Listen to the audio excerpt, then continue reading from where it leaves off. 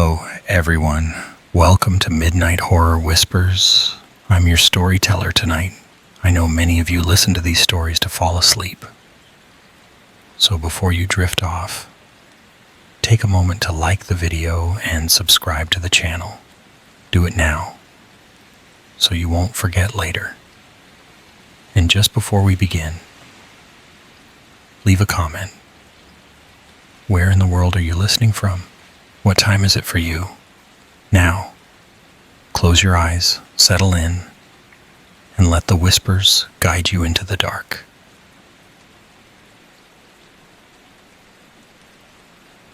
Story 1.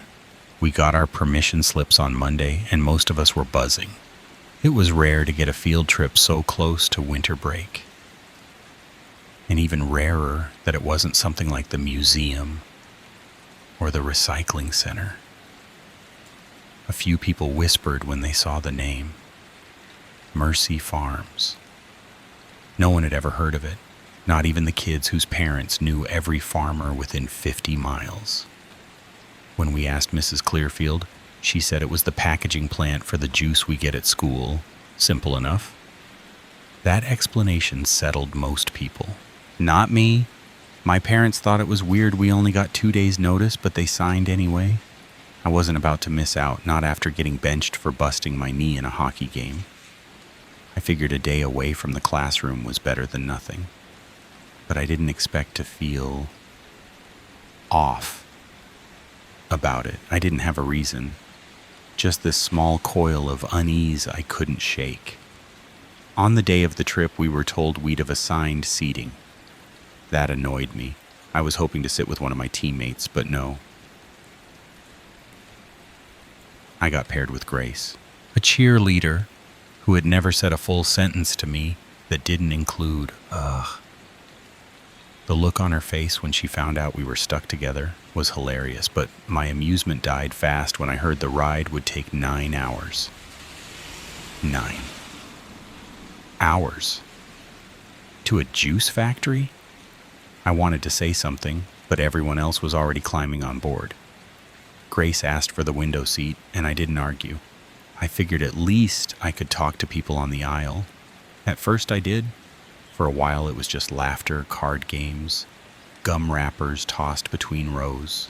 But the longer we drove, the more the mood settled into this strange quiet. The trees outside the window looked endless. Grace watched them intently. I started noticing owls, dozens, maybe 20, perched along branches like statues. I thought I was imagining things, but Grace must have seen them too. Her voice was low when she turned to me and whispered, "Does this seem weird to you?" I nodded. Then I heard Ben, a loudmouth from the back, ask the question on everyone's mind. "Are we almost there?" Mrs. Clearfield didn't even turn around. "We'll get there when we get there." Her tone had this finality to it, like it wasn't up for discussion. Ben pushed again, asking for a bathroom stop. And that's when the driver finally spoke. Just one word. No. The way he said it sent a chill down my spine.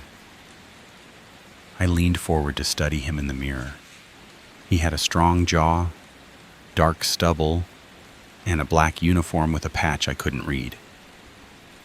But what unsettled me the most was when his eyes met mine in the mirror. There was something too steady about his stare. Too still. I ducked back behind the seat, pretending to look out the window again. That was when I saw them for the first time.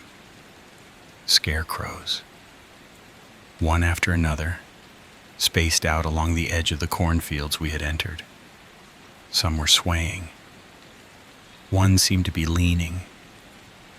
They weren't decorative. They looked purposeful, maybe even watchful. Grace tensed beside me. "Are you scared?" I asked her quietly. "Yes," she said without hesitation. Her voice cracked on the word. I nodded. Me too. She brushed her hair behind her ear, and as she moved, I caught a flash of movement in the corn outside. A scarecrow turned just slightly, its sackcloth head twitching toward our window. My heart jumped into my throat. Grace saw it too. Her whole body went stiff, and she almost shoved me out of the seat trying to get away from the window. Other kids started murmuring about the scarecrows. No one was joking anymore. Around hour 7, Charlie stood up to stretch, but Mrs. Clearfield shut him down instantly, threatening a 3-month detention with venom in her voice. Grace started tapping her foot, bouncing her leg. We were all unraveling. The bus had become a coffin on wheels, wrapped in corn and silence. By hour 8, I'd had enough. I stood and asked Mrs. Clearfield how much longer. She didn't turn around, just hummed and said, 30 minutes. That was it. No reassurance. No smile. The bus driver met my eyes again in the mirror, and I sat back down, heart pounding. Then things changed. The corn thinned. The road opened into a small town that looked like it had been lifted straight out of a 1950s postcard. Mercury Mart, with its glowing sign. A theater with a man in the booth, but no patrons. Houses painted in faded pastels. I was hungry and tired, and more confused than ever. No cars passed us. No one stood on the sidewalks. Just distant figures behind glass. We passed a school, then another. The windows were painted with cartoon characters that looked like they were melting. Grace grabbed my wrist. We passed Mercy Middle School, home of the Angels. It looked condemned. The parking lot was empty. The high school loomed in the distance, dark and still. Travis? Grace whispered. I know, I said. Something was very, very wrong. She pulled out her phone, no signal. I checked mine. Nothing. I tried calling 911 anyway. No tone, no static. Just silence. That's when Mrs. Clearfield's voice cut through the air, bright and cheerful. We're here? The cheer in her voice didn't match anything we were feeling. As I stood to follow Grace off the bus, I looked one last time at the house before us. A massive farmhouse, 3 stories high, loomed in front of us. A red stable sat nearby. I turned to Grace and whispered, if anything seems off, we run right back down the road. She nodded, lips pressed tight. We stepped down onto Mercy's soil, and something inside me shifted. We should have never come. Should have. The man who came out to greet us looked like he'd been pulled from another century. Slicked back gray hair, red overalls too clean for a working farm, white sleeves rolled up to the elbows, and boots caked in some kind of black-red sludge that flaked as he walked. His smile was wide but wrong, too fixed, too formal. Welcome, kids, he said cheerfully. Mercy happens to have you. That phrasing made my stomach knot. He went on, saying something about how every few years, a school that uses their product is invited to see the farm. He used the word humble, but everything about this place felt like it was pretending to be something it wasn't. I scanned the fields for apple trees, or grapes, or really anything that could be juiced. But there were only rows and rows of corn. Grace leaned in close. Did he say steaks? She whispered. I nodded slowly. He had juices and steaks, like it was some kind of bizarre combo meal. I couldn't remember what juice our school served. I always packed my own. The man motioned for us to follow him to the stable. I didn't want to. None of us did.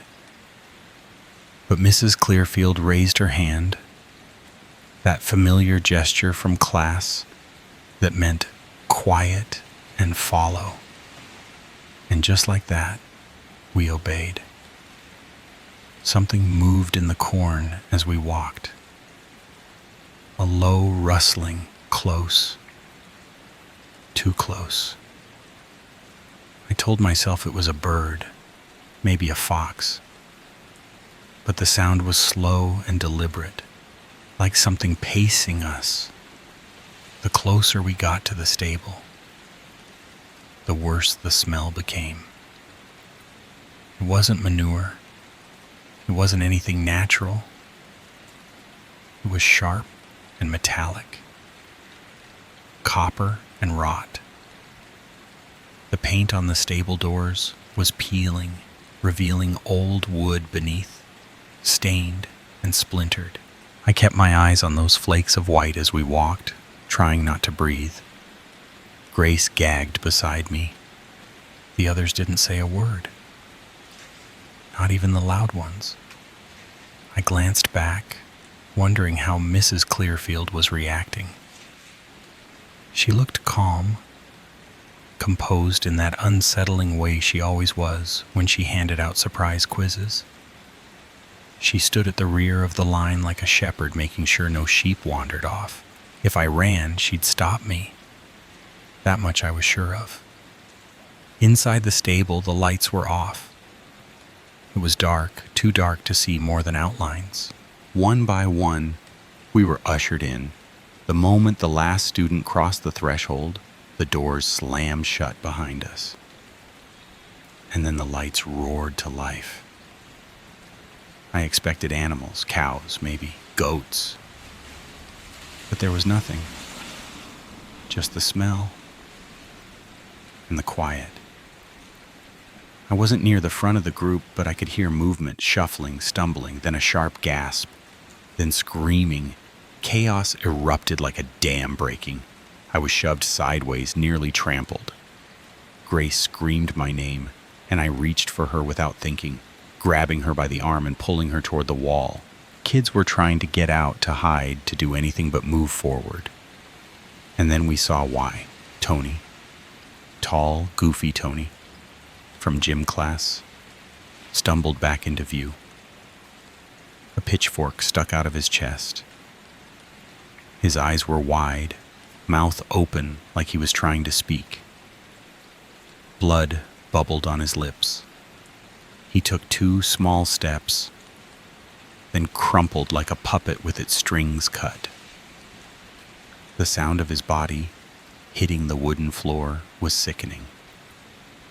Everything inside me froze. I didn't even scream. I couldn't. My brain was still trying to process what I was seeing when the next blow came. Sasha was next. The man from before, the one who greeted us, appeared from the crowd. He wasn't smiling anymore. His eyes were empty. He lifted a scythe with both hands and brought it down on her neck like he was harvesting wheat. Blood sprayed.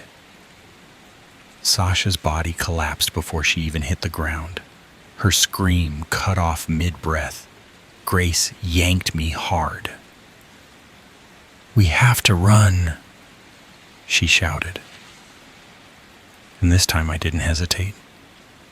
I followed her through the panic, through the stampede of bodies crashing against walls, toward the far end of the stable.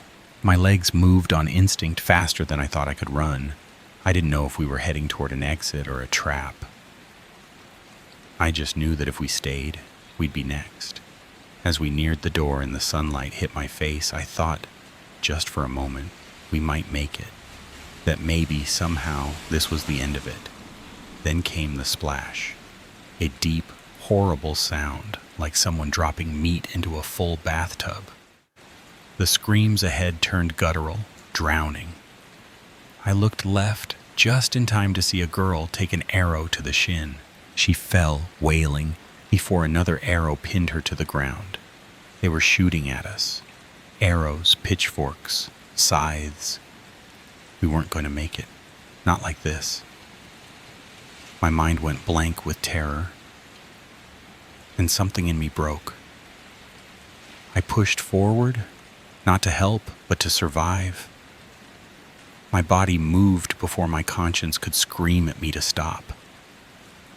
I shoved between classmates, letting the projectiles hit them instead of me. I hated myself for it. I cried. I'm still crying. But I didn't stop. Not until the floor gave out beneath us. Not until we fell. We hit the liquid hard, not water, something thicker. It splashed into my mouth, my eyes. The smell was instant and overwhelming: copper, rust, rot, blood. My body went into full panic, flailing, choking, gagging as I surfaced for air. I tried to scream, but only gurgled. Grace's hand clung to mine with terrifying force, her nails digging into my skin. She surfaced seconds after I did, blood dripping from her chin, hair soaked and clinging to her cheeks. We were in a pit of blood. A basin dug deep beneath the stable, filled with bodies, some still warm, some already bloated and pale. I couldn't think, I couldn't breathe. My chest heaved and my stomach twisted like it wanted to crawl out of me. Grace was shaking beside me, barely keeping afloat.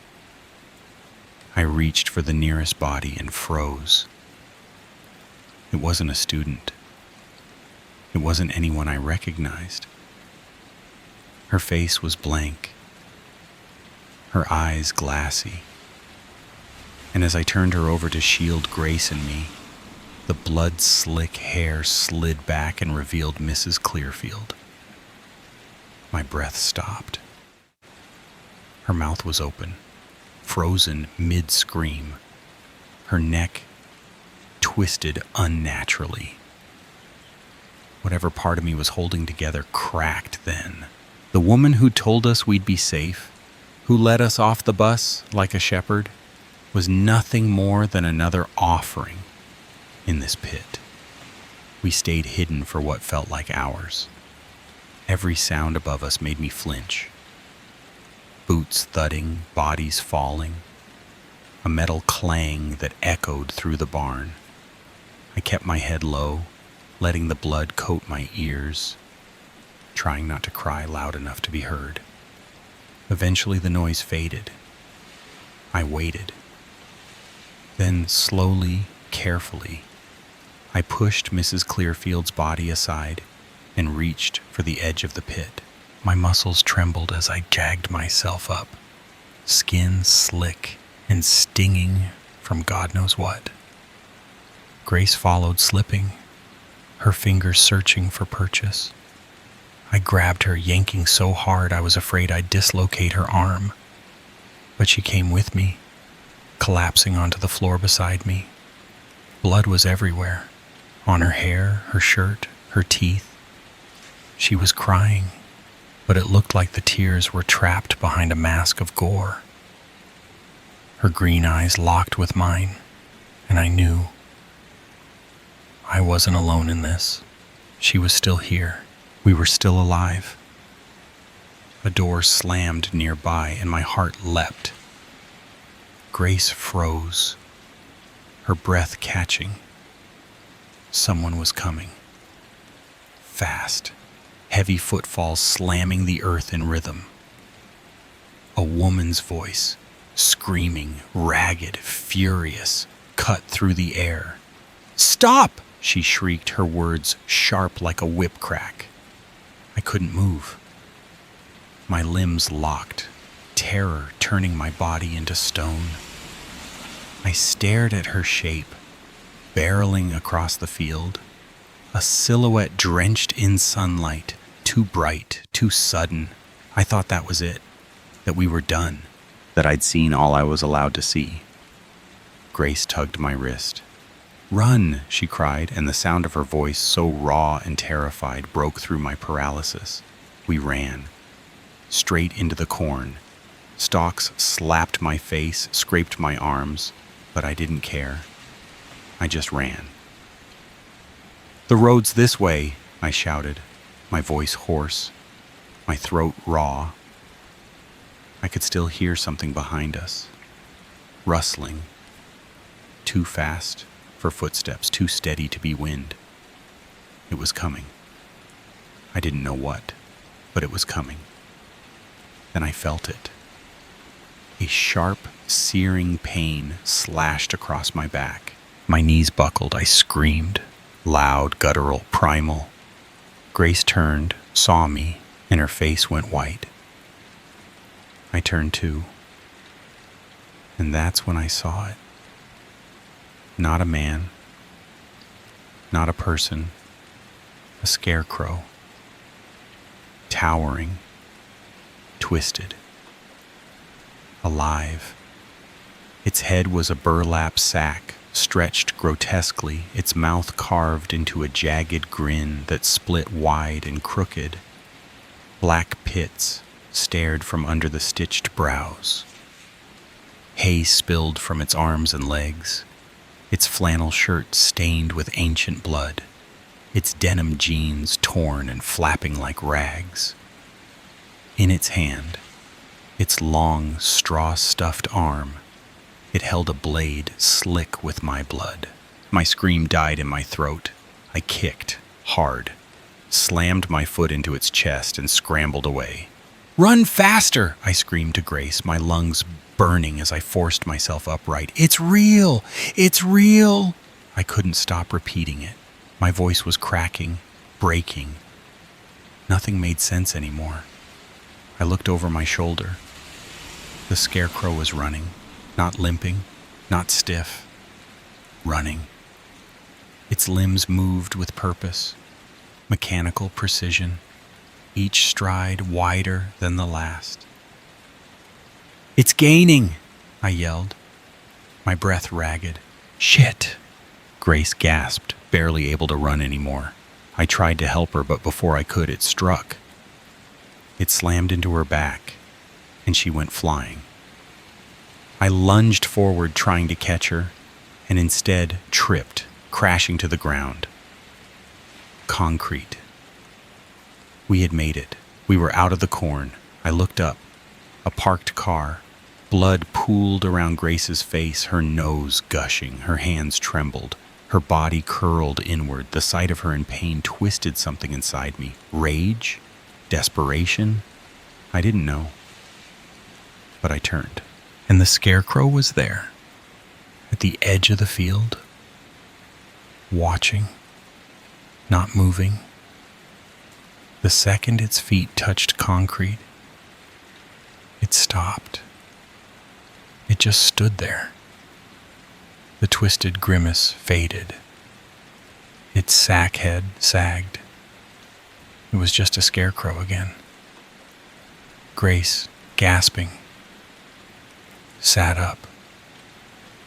"It's not following us," I said, pulling her up. My hands shook as I grabbed her arm. We were bleeding, broken, exhausted, but we were alive. "Come on," I said. "We have to keep moving." We didn't have a plan. We didn't have a direction. We just had to keep going. The town was close, the diner, the people. Maybe someone, anyone, would help us. Even if they didn't, we had to believe something human was still waiting on the other side of all this. We had to.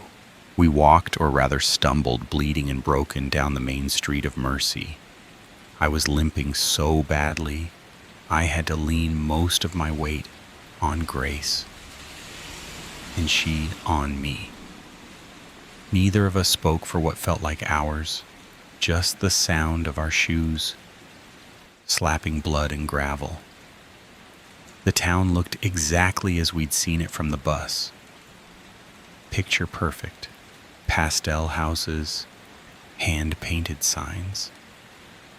Vintage charm so pristine it felt fake. Too clean, too quiet. No cars moved, no voices echoed.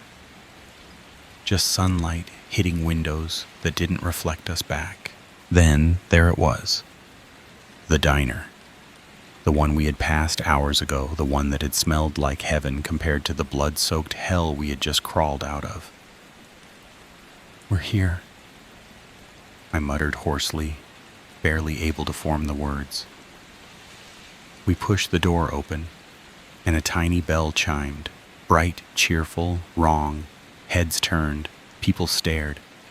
A man in suspenders holding a coffee mug, a couple sitting at a booth, sharing a milkshake, a waitress with a notepad by the counter. All of them just stared. Some looked disgusted, others startled, but none looked surprised. "Excuse me," I rasped, dragging myself to the counter. Grace followed, one hand clutched to her chest, her shirt still soaked in blood. The waitress didn't flinch. Her red hair was pinned in a perfect bun, and her apron was impossibly white. Her eyeliner was sharp enough to cut glass. I couldn't tell if she was ignoring the blood or simply didn't care. "Ma'am," I croaked, "we need the police." A hand landed on my shoulder. Heavy. Firm. I flinched, turning fast. An older man stood there. Tall, dressed in a sheriff's jacket and a wide-brimmed hat. He had the face of someone who'd seen too much and decided not to care anymore. "Come with me," he said. I followed. We didn't fight it.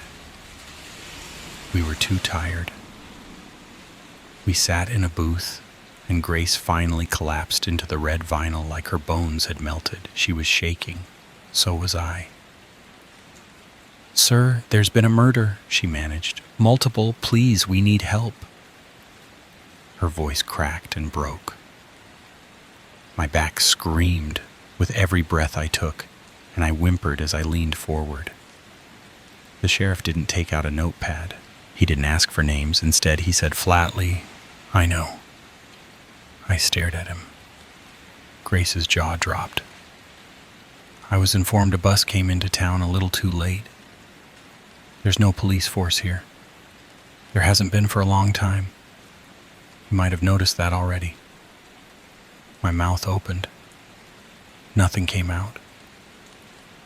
"No help is coming for your friends," he said calmly, then reached into his jacket and pulled out a wad of bills. He placed $600 on the table like it was a check after a casual meal. Food, water, a place to stay if you need it. But when you get home, no one will remember you existed. Not really, not fully. You'll fade. That's how mercy works. "What are you talking about?" I snapped, louder than I meant. "Call someone. We need more police. An ambulance. No." He cut in, sharp. "You don't understand. Mercy is not a normal town. You've seen that already." I could explain more, but there's no time. I have another case. He stood up, adjusted his coat, and walked toward the door. "Catch the bus when it comes. Don't look back. Don't ever come back." Grace was crying. Silent tears streamed down her face. As the sheriff left, my breath stuttered, and I finally broke. Every piece of fear, grief, rage, and helplessness spilled out all at once. I cried harder than I ever had. I didn't care who saw. I didn't care that strangers were still staring like we were some sideshow attraction. The waitress eventually brought us each a glass of water and placed them down gently. No words. Just a glance that lingered too long. I drank mine in one go and scooped up the money. "We have to go," I told Grace, my voice barely a whisper. She nodded, lips trembling, eyes red and raw. I held out my hand for what felt like the 100th time today. She took it. We limped to the bus stop together. We didn't speak. What was there to say? The bus came quicker than expected. A sleek black vehicle that didn't match the town at all. A man in a dark suit and matching hat nodded silently as we stepped aboard. No one else was on it. Just us. As we pulled away from Mercy, I reached into my pocket and pulled out my phone. Still no service. But I didn't care. I opened the Notes app and started writing all of this down. Every horrible detail. Every second I could remember. I don't know where we're going. I don't know who sent the bus. But I do know one thing.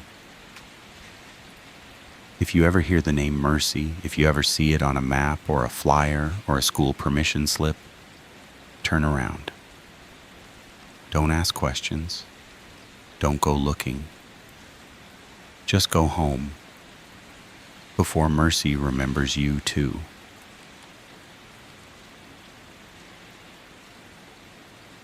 Story 2. The mansion loomed before me. A behemoth of stone and shadow crouched beneath the bruised purple hues of twilight. I stood before its towering silhouette, fumbling with the ring of iron keys Mrs. Blackwood had handed me just a day prior. A chill slithered down my spine, and though the air held that crisp autumn edge, I knew it wasn't the weather that raised goosebumps on my arms.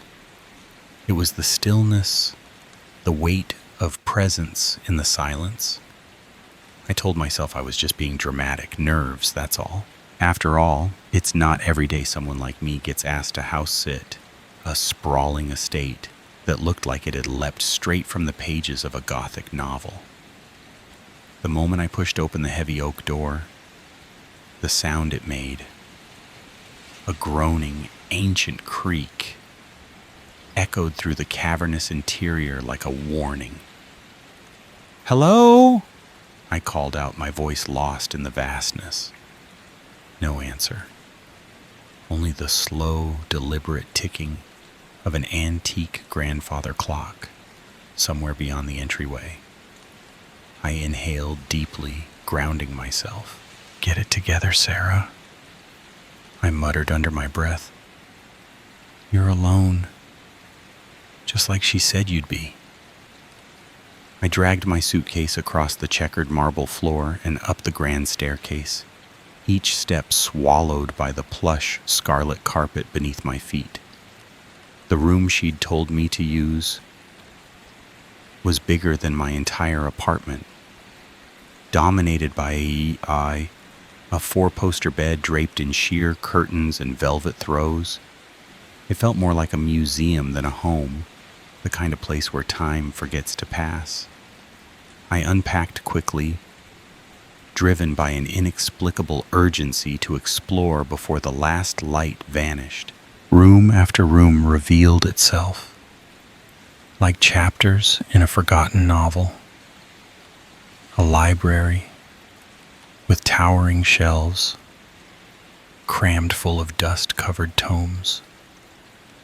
A music room where a grand piano stood beneath a velvet cover.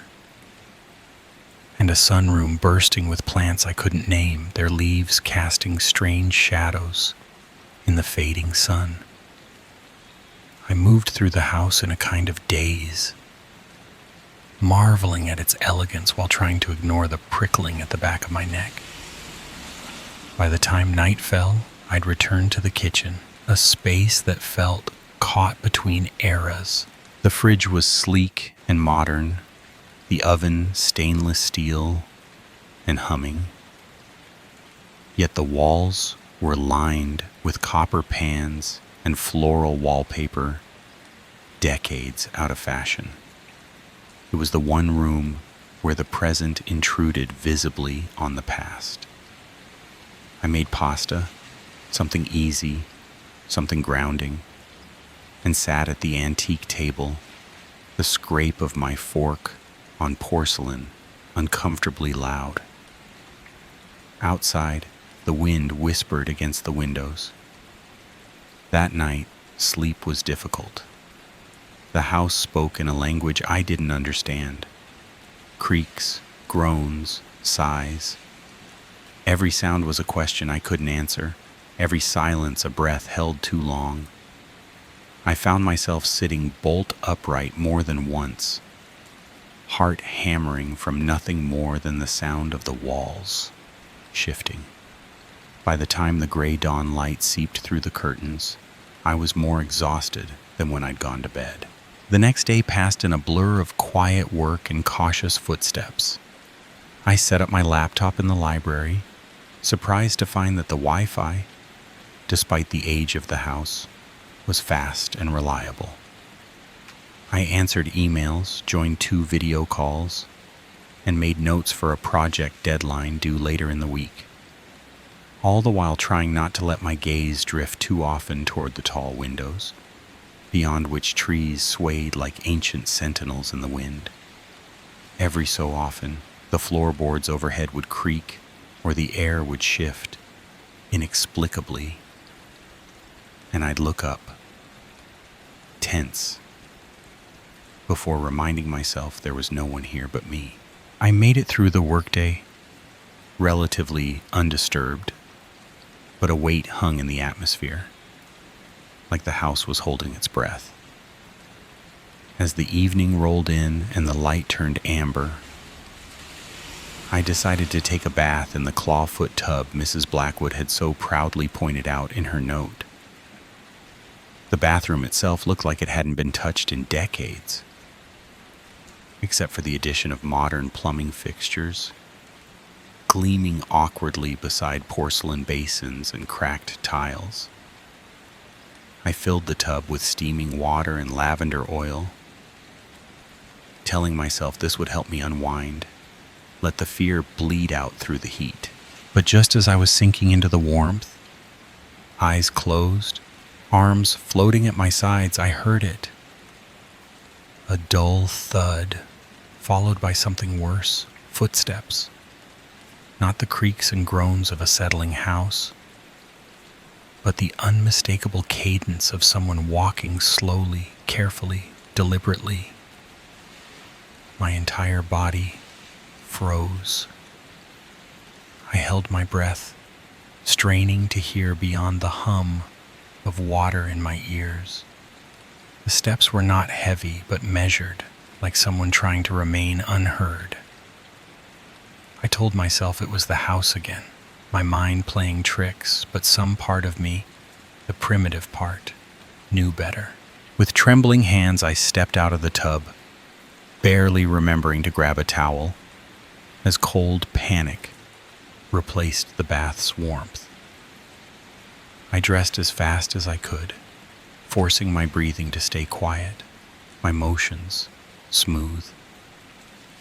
Then I pressed my ear to the bathroom door, heart pounding against my ribs like a drum. The footsteps had stopped, but now another sound filled the silence, the unmistakable rustling of drawers being opened and closed methodically, purposefully. Someone was searching through the rooms. I was not alone. My phone, with its warm screen and lifeline to the outside world, was in the bedroom down the hall. The only landline I knew of was downstairs in the kitchen. I felt completely cut off, surrounded by thick stone walls and layers of velvet and wood that muffled every cry. Think, Sarah. I scanned the bathroom for anything I could use. My eyes landed on a heavy crystal soap dish perched beside the sink. Not ideal, but it had weight, and weight meant defense. Clutching it like a lifeline, I turned the knob and eased the door open. The hallway was empty, but the distant sound of movement, papers, drawers, soft steps, still echoed from one of the spare rooms nearby. I padded softly toward the staircase, aiming to reach the kitchen phone or escape through the back door if needed. But fate intervened. A floorboard beneath my foot gave a traitorous creak, a sharp crack that seemed deafening in the quiet. Instantly, the noise from the bedroom ceased. Silence descended like a guillotine. Then I heard it, the unmistakable sound of someone changing direction, someone coming for me. My body reacted before my mind could. I ran. I flew down the stairs 2 at a time, my bare feet slapping the polished wood, the soap dish still gripped tight in my hand. Behind me, the footsteps accelerated. Heavier now, less careful. A voice shouted something unintelligible, but I didn't stop. I reached the front door, fumbled with the keys, my hands slick with panic. None of them fit. The keys blurred, the labels meaningless in the chaos. That's when I felt the hand close around my shoulder. The grip on my shoulder tightened for a fraction of a second, enough to spin me around, before instinct took over and I swung with everything I had. The crystal soap dish cracked against something solid. A face, a skull. I wasn't sure. But the dull thud and the surprised grunt that followed were enough. The pressure on my shoulder released, and I didn't wait to see who it was or what damage I had done. I bolted, veering away from the front door and toward the kitchen, the only room I knew with a possible exit. My mind screamed at me to move faster, my heart thundering as my feet pounded against the tiled floor. Behind me, I could hear the intruder recovering, their footsteps staggered but relentless. The kitchen was cloaked in shadow, lit only by the faint blue glow of the microwave clock. I stumbled into the room, the darkness swallowing me, and reached out blindly, slamming my hip into the edge of the island counter so hard I saw stars. I hissed in pain but didn't stop. My fingers skimmed along cool marble, then brushed against glass, the door. My hands scrabbled at the handle, too slick with sweat to grip properly. I forced myself to slow down, just enough to twist and yank. It gave way, and I tumbled out into the night.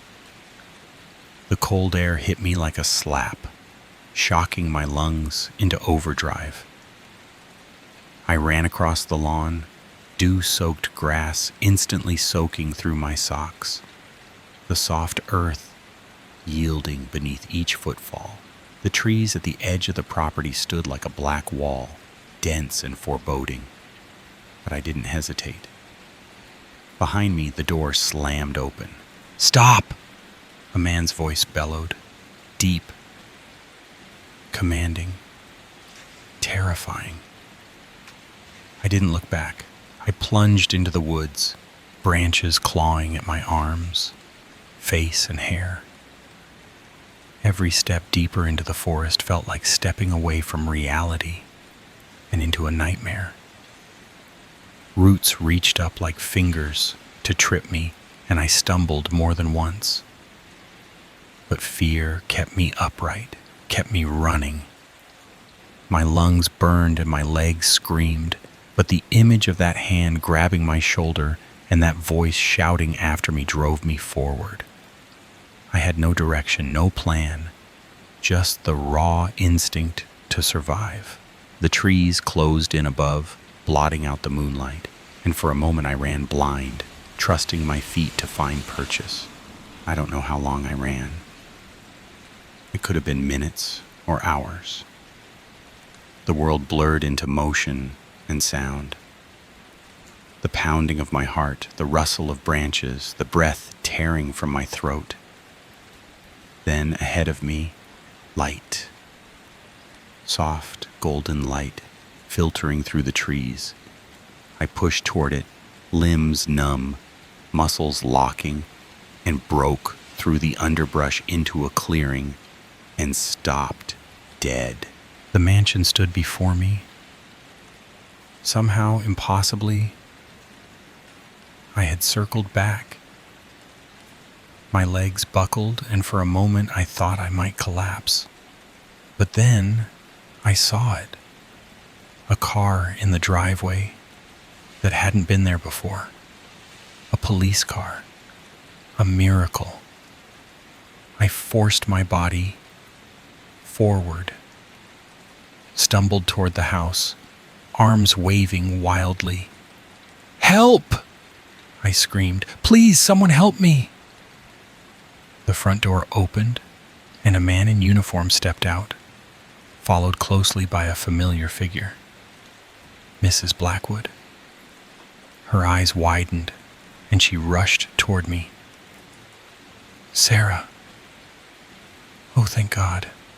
Are you all right?" she said, genuine worry in her voice. "We've been so worried about you." I could barely breathe, could barely speak, but I managed to gasp. "There's someone in the house. An intruder. He chased me." Mrs. Blackwood and the officer exchanged a quick, strange look. "Sarah," Mrs. Blackwood said gently, placing a steadying hand on my arm as the police officer stepped aside. "There's no intruder." I blinked at her, uncomprehending, heart still racing, lungs still drawing ragged breaths of cold night air. "It's just Harold." I stared, unable to process what she was saying. As if summoned, a man appeared in the doorway. Tall, lean, with graying hair, and a face that might have been kindly under different circumstances. A dark bruise was forming along his cheekbone. "I'm so sorry for frightening you," he said, voice deep, apologetic, and unmistakably the one that had shouted after me in the woods. "I should have announced myself." Mrs. Blackwood gave me a sympathetic look. "Sarah, this is my husband, Harold. He wasn't supposed to return until next week, but his business trip ended early. He came back to surprise me, not realizing I had arranged for you to house sit." I felt the air rush from my chest, the adrenaline that had sustained me through the terror draining all at once. My knees nearly buckled and my cheeks flushed hot with shame. "But the noises," I stammered, "the drawers, the footsteps." Harold shifted, looking sheepish. "I was searching for my reading glasses. I didn't want to wake you, so I kept the lights off and tried to be quiet. But when I heard you running, I panicked. I tried to catch up, to explain." He touched the bruise lightly. "You've got quite an arm." "The soap dish." I swallowed hard, embarrassment and residual fear battling in my chest. "I'm so sorry," I murmured. I didn't know." "No," Harold said quickly. "It's entirely my fault. I should have called ahead, or at least turned on a light. This house can be disorienting." Mrs. Blackwood wrapped her arm around my shoulders, her voice warm. "Come inside, dear. You're shaking. Let's get you warm, and then we'll sort everything out." I let her guide me back into the house, the police officer giving Harold a nod and returning to his car. The warmth of the house was a strange comfort now, its once menacing silence replaced by the mundane sounds of people moving about, closing doors, making tea. We talked, we laughed, nervously, and eventually the tension melted into something fragile but manageable. I returned to my room and lay in the bed that had felt so vast and unfamiliar my first night. Now it just felt safe. Almost.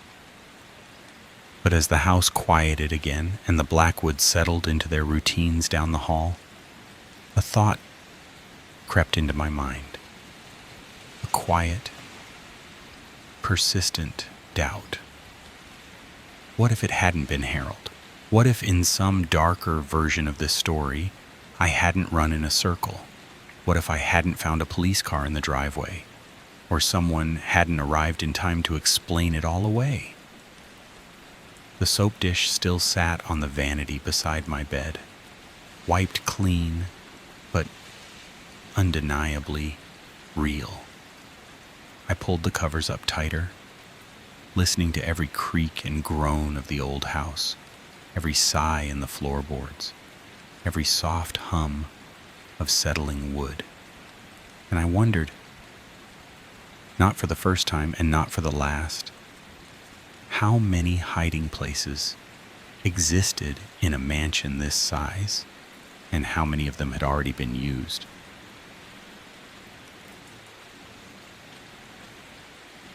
Story 3. The old farmhouse loomed at the edge of the rolling hills, its warped shutters and peeling paint a far cry from the sun-drenched, polished images I'd seen online.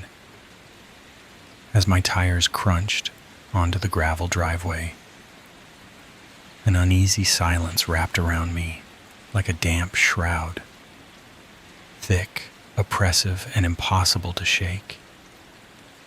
This was supposed to be my sanctuary, a quiet retreat to finish my novel, to escape the noise and pressure of the city.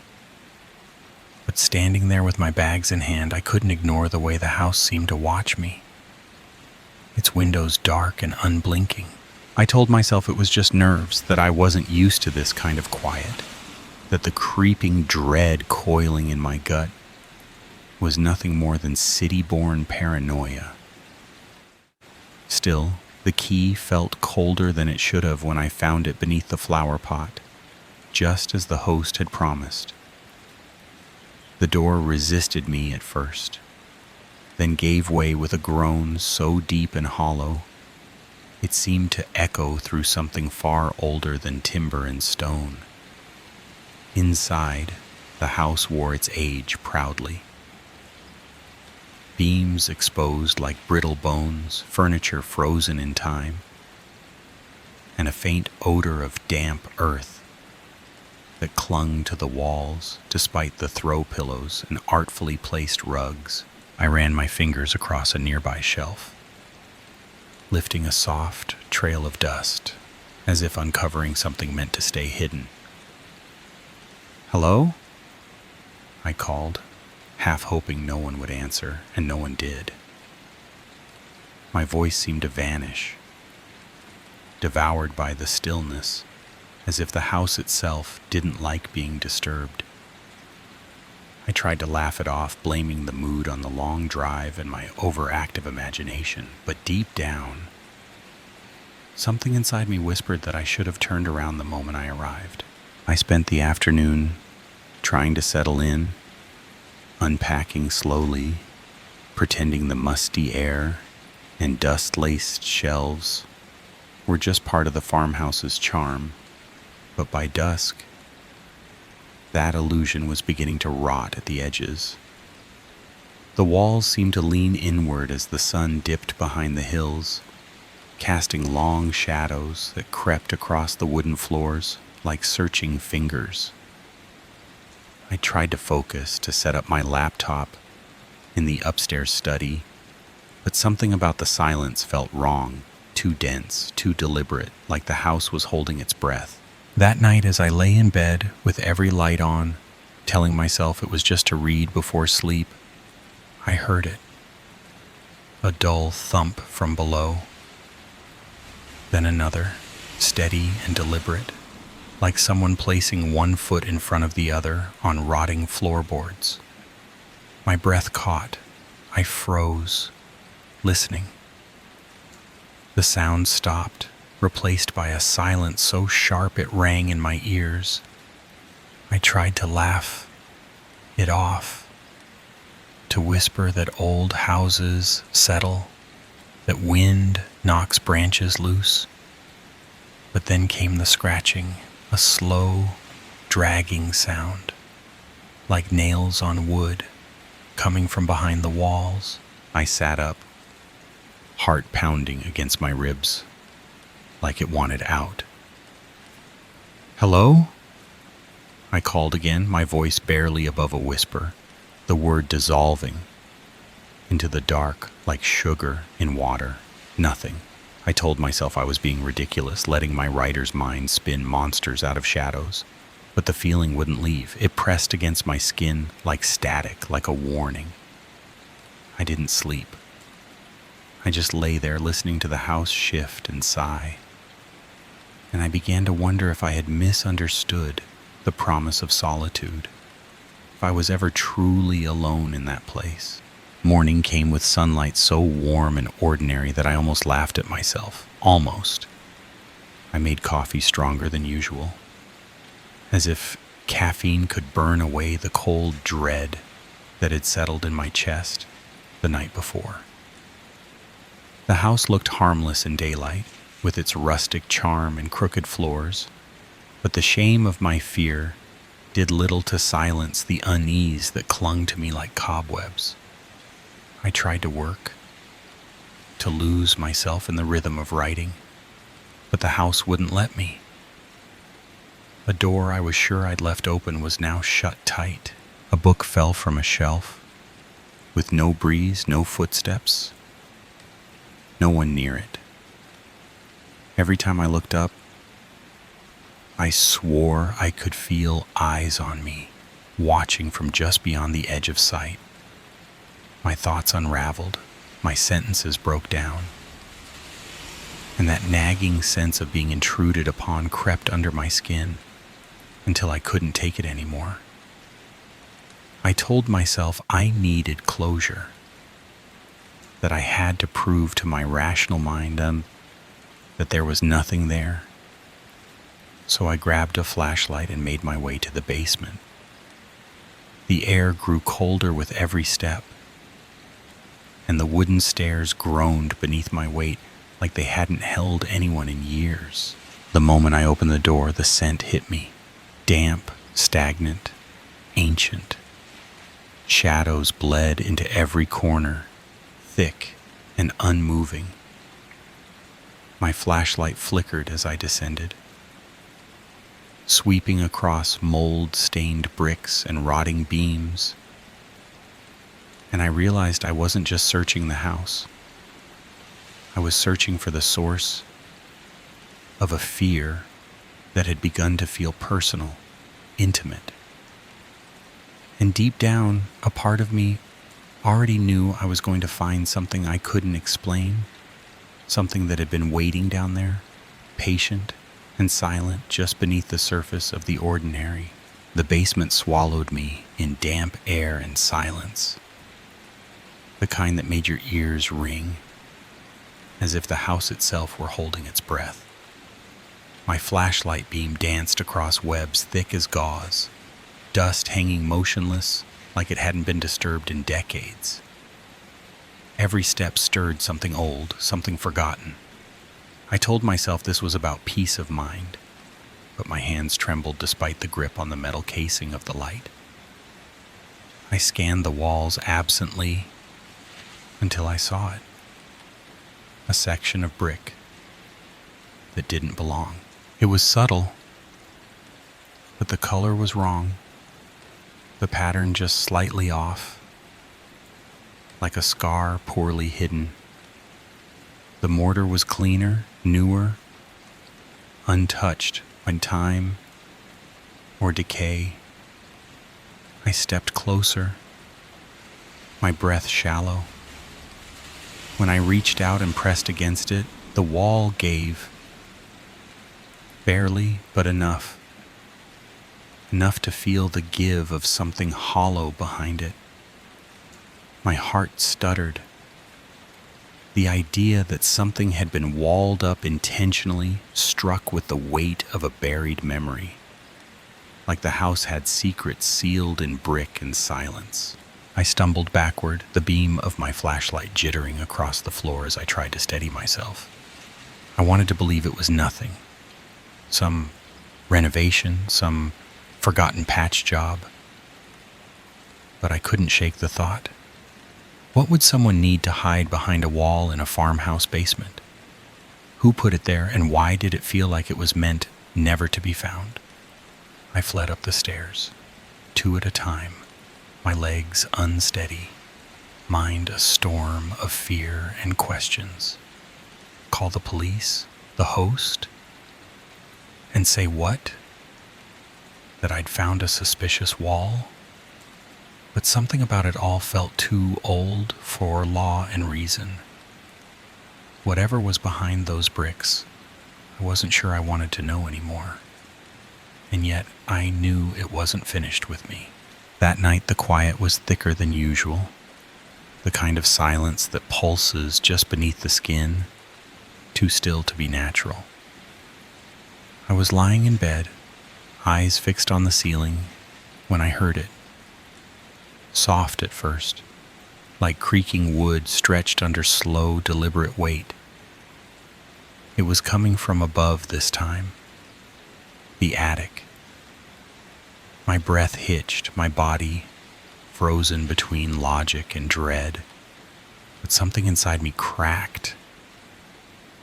Maybe it was exhaustion, maybe defiance, but I needed to know. I crept through the hallway, the farmhouse cloaked in darkness, except for the flicker of the heavy candlestick I'd taken from the mantel, its flame quivering as if nervous in my grip.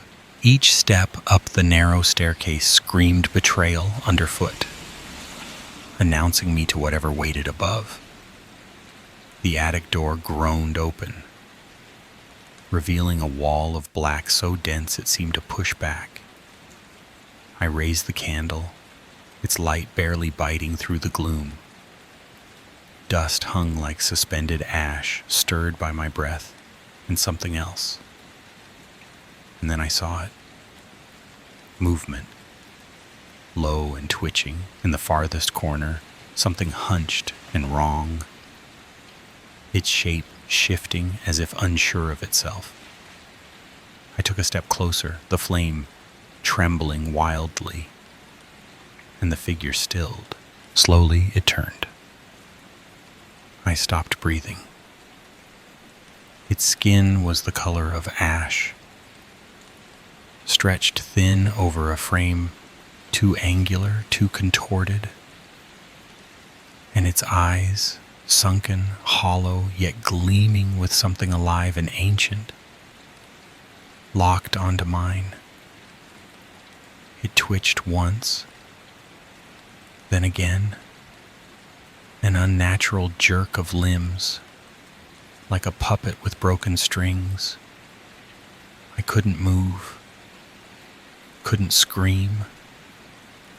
The air turned heavy, laced with decay, and something colder than fear. Whatever it wasn't supposed to be seen. And I had just become its audience. I raised the flashlight with trembling hands, the beam slicing through the thick attic darkness and landing square on its face. And what I saw carved itself into my memory like a brand. The skin was bloated and peeling, a grotesque mask of rot and ruin, stretched tight over the shape of something once human. But it was the eyes that paralyzed me. They were alive, not just animate, but aware, wide, glistening, and filled with a ravenous hunger that reached inside my chest and gripped my heart with frozen claws. The thing tilted its head as if studying me, and then it spoke. Its voice, a rasping whisper that scraped across my mind like nails on glass. You're not welcome here. The sound wasn't just heard. It settled into my bones, familiar and ancient, as though it had always been waiting to be said. My legs threatened to collapse beneath me, my throat dry with terror. But something clicked in that moment, some horrible, irreversible understanding. The wall in the basement. It hadn't been patched to conceal damage or preserve structure. It was a seal, a prison, and this thing had not been sealed away alone. I could feel it before I saw it, a pressure building in the shadows around us, like something awakening, stirring, stretching after a long sleep. My breath hitched as I slowly turned my head, sensing movement behind crates and forgotten furniture, shapes unfurling in the darkness, more eyes blinking open, more bodies rising from where they'd been waiting. I wasn't just intruding. I had disturbed something, released something. And the worst part wasn't that they were here, it was that they had never truly left. The attic erupted into motion, shadows breaking apart into forms, figures just like the first, twisted and silent, stepping out from behind boxes and crumbling furniture like they'd been waiting for this moment all along. I didn't wait to see how many there were. Panic propelled me backward down the stairs, nearly tumbling as my feet slipped on the warped wood. Behind me, I could hear them. Wet, dragging footsteps. The creak of the old house, groaning under their unnatural weight. The air felt colder with every step, the lights flickering as if the house itself had turned against me. I reached the front door and yanked at the handle, but it wouldn't budge. Locked. I didn't remember locking it. My fingers fumbled at the deadbolt, slick with sweat, slipping as the sounds behind me drew closer, the rasp of breath, the scrape of nails on the walls. I could feel them now. The cold breath of something no longer living brushing the back of my neck. The lock finally clicked open with a metallic snap that felt like salvation. I threw the door wide, stumbled into the night, and didn't look back until I was inside the car, the engine growling to life beneath my shaking hands. I hit the gas, tires spitting gravel as I tore down the driveway, heart hammering in my chest like it wanted out. Just before the trees swallowed the view of the house, I glanced in the rearview mirror, and my stomach dropped. They were watching me. Every window of the farmhouse filled with pale, distorted faces pressed against the glass, unmoving, eyes locked onto mine, as if to say this wasn't over, that maybe in some way I didn't yet understand it had only just begun. I never went back to that house, not even close. I left a vague review on the listing, something about strange noises and an unsettling atmosphere, but no words could capture what really happened. And part of me was terrified someone might believe me. Weeks passed, then months, and the nightmares came less often, but they never stopped. I'd be brushing my teeth and suddenly feel eyes on me from the hallway mirror, or I'd wake in the middle of the night certain I'd heard slow, deliberate footsteps outside my bedroom door. At first, I told myself it was just trauma, the mind's way of processing fear. But sometimes I'd hear breathing that wasn't mine, or a whisper in the stillness that didn't belong in the world I'd returned to. And the whisper, it was always the same voice, the same rasp that once echoed through that attic darkness, now slipping between the cracks of my home. You're not welcome here. I've moved since then, twice, changed numbers, burned sage, prayed. Nothing helps. It's not the house that haunts me. It's something I brought with me, something that crossed a threshold when I opened that door, when I disturbed what was meant to stay buried. Sometimes in that fragile moment between sleep and waking, I swear I hear footsteps circling my bed, feel cold air that shouldn't be there. And in those moments, I wonder if I truly escaped, or if I've been living in a kind of echo, dragging some piece of that place behind me, like a shadow I can't shake. I used to think evil lived in haunted houses, in forgotten basements and boarded up attics. But now I know better. Sometimes the haunting follows you home. Story 4. I never thought Volunteering for a quiet night shift at the local museum would be the thing to unravel my sense of safety. But something about that place shifted inside me, deep, unsettling. My name is Daniel. I'm 36.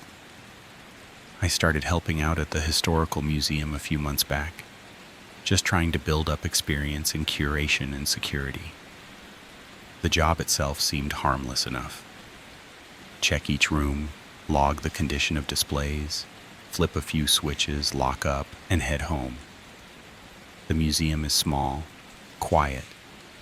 3 main rooms and a couple of dim hallways lined with old portraits, yellowing documents, and fragile artifacts that smell like time itself. Most nights I could hear my footsteps echo back at me, the fluorescent hum of the lights above, the faint whisper of air through the vents. But no matter how peaceful the silence pretended to be, there was one corner that never quite felt right. The back gallery, where a mannequin stands behind a pane of glass, dressed in a formal 19th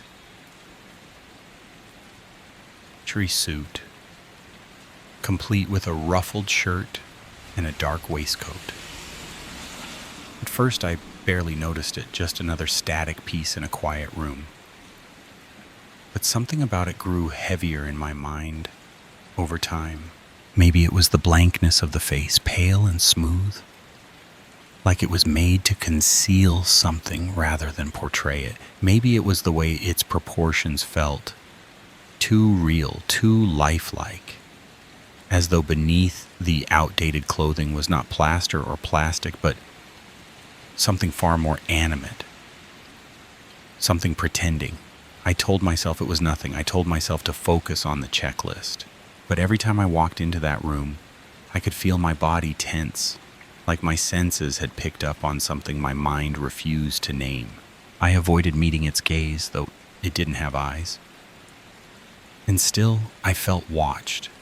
I'd pause in front of the case sometimes, flashlight beam trembling slightly in my hand, studying the seams of its sleeves, the way the waistcoat creased, looking for some clue as to why it unsettled me so deeply. I even checked the base once, nudging it gently with my foot, feeling how solidly it was bolted down. It didn't move, wasn't supposed to move, but I couldn't shake the thought that I hadn't seen it stand quite that way the night before. Maybe the arms were lower yesterday. Maybe the shoulder wasn't tilted like that before. I'd laugh it off, blame fatigue, tell myself memory is fragile in the dim light and solitude. But every time I turned my back on that case, a cold breath seemed to follow me down the hall, and I'd find myself glancing back, quick and nervous, like I'd just barely missed catching it shift.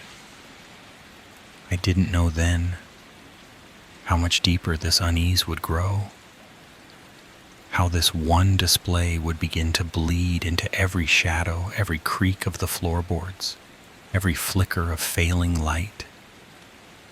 But even in those early weeks, before things turned stranger, I already knew something in that case didn't want to be forgotten. Something was waiting, watching. And the more I returned to that room, the more I felt like it recognized me. It started with the arms. Just small, almost imperceptible shifts that I could have sworn weren't there the night before.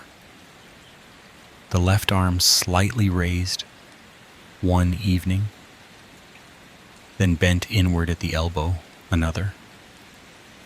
I told myself I was tired, that the long hours were playing tricks on my memory, that maybe one of the day staff had adjusted the mannequin for cleaning or repositioning. But each time I asked, they gave me the same puzzled look, said no one had touched it, the glass case had been locked all week, and besides, why would they bother moving its arms? Still, the unease kept blooming in my chest every time I entered that room.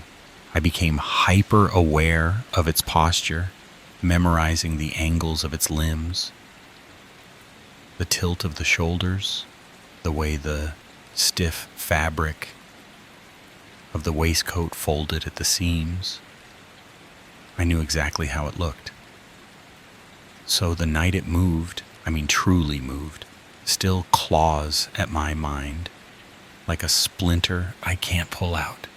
I had just finished checking another room, maybe 2 minutes at most, when I came back through the gallery and saw it, pressed against the glass, its pale hand hovering just an inch from the pane, its head angled downward as if staring through the barrier that separated it from me.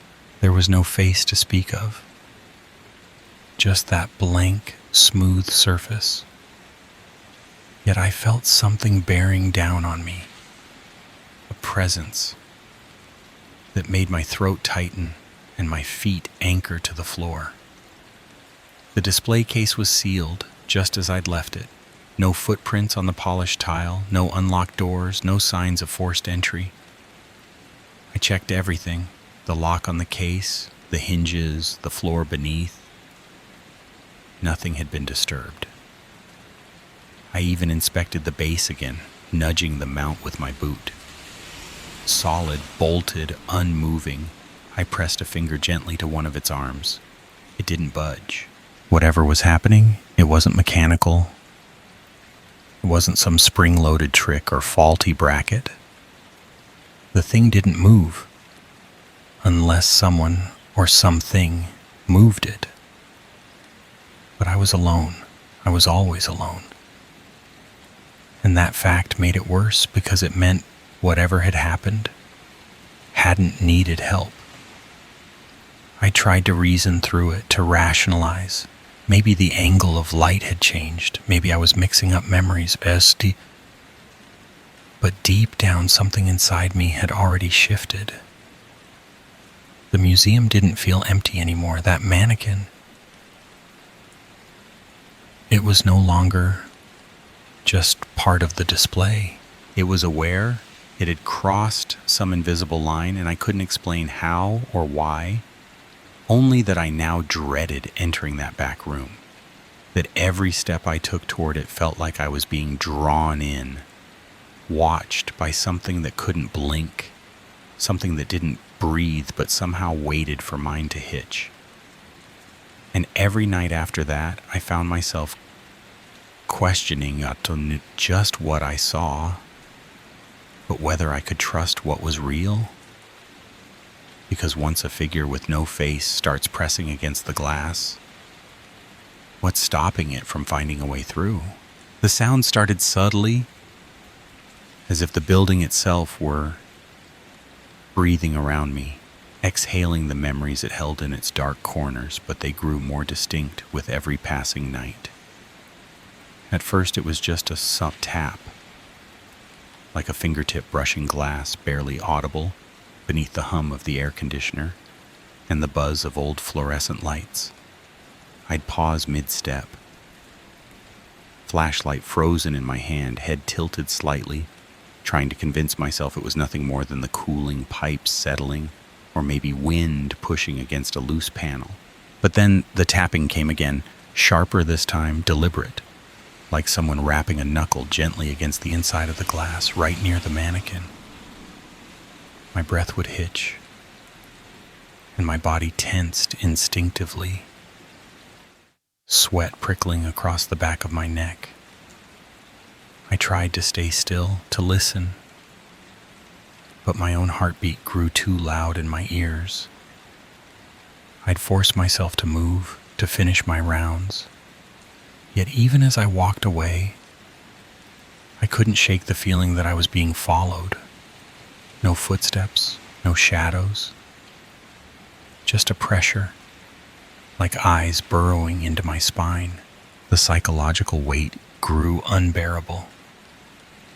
I started dreading that final pass through the back room each night. The air always felt heavier there, like the room was holding its breath with me. I knew I needed proof, something real, something beyond the growing panic in my chest. So one night I set up my phone on a small tripod, positioned it directly facing the mannequin's display, hit record, and left the room. I tried to act normal, walking the other galleries, scribbling notes in my log, pretending I wasn't checking the time every minute, waiting to go back and retrieve the footage. When I finally returned, the phone was on the floor, face down. The tripod had toppled. My heart sank. I picked it up carefully. No cracks, but the screen was black. I pressed the power button, expecting a drained battery, but it blinked to life with plenty of charge. I opened the video file, hands trembling, and found just 3 minutes of footage. No movement, no sound, then an abrupt cutoff to pure black. It shut off mid-recording. I stood there motionless, staring at the mannequin behind the glass. Its arms hung at its sides like always. Its blank face gave away nothing. But the unease didn't leave. It deepened, slithering into every part of me. I couldn't tell anyone. Who would believe me? Even I couldn't fully believe myself. But from that moment on, it wasn't just fear, it was obsession. Every sound, every flicker, every misplaced reflection kept pulling me back to that case. I needed answers, I needed the truth. But deep down, I was starting to realize whatever was happening in that room might not want to be understood. It might just want to be seen. It was late, later than usual, and the museum had fallen into that kind of silence that makes every sound feel like it doesn't belong. I was almost done with my rounds, moving through the empty corridors with my keys clenched tight in one hand, the other gripping the flashlight as though it could shield me from whatever anxiety coiled deeper each night. That's when I heard it, a soft, unmistakable click, sharp and mechanical, like a lock being released. It came from the direction of the mannequin's case. My body locked up instantly, breath shallow, sweat already prickling under my collar. I turned the light toward the display and stared hard. Nothing had changed. The glass still framed the figure in its usual frozen stance, the lock on the enclosure visibly intact. I stepped closer, tested the handle, even ran my thumb over the latch. It didn't move. Everything looked secure, untouched. And yet, the sound, that distinct metallic snap, had come from this exact place. I tried to brush it off, convince myself it had echoed from a distant maintenance room, maybe an old heating vent expanding under pressure. But as I turned to leave, I felt it. That undeniable sensation that someone or something was standing just behind me. The kind of pressure that doesn't come with wind or sound, but with presence. I didn't dare look back at first. I just walked, steady and slow, until I rounded the corner and was out of view. But I couldn't shake it. I couldn't keep living under the weight of that case without knowing. So a few days later, while 2 of the staff were still there in the late afternoon, I finally asked one of them to open the mannequin's display in front of me. She seemed confused, but humored me, fetched the key, and unlocked the glass. Together we examined the figure. There was a single rod bolting it to the base, stable and unyielding. I reached up and tested one of the arms. It moved, but only with deliberate pressure. You had to tug it with real force to adjust its position. There was no way the arms were drifting on their own. Satisfied? The staff member relocked the case and handed me the key. I walked her to the exit myself, made sure I was alone, and stuffed the key in my pocket. Then I returned to the back room and froze. The left arm of the mannequin was raised, not high but different. Changed. Again.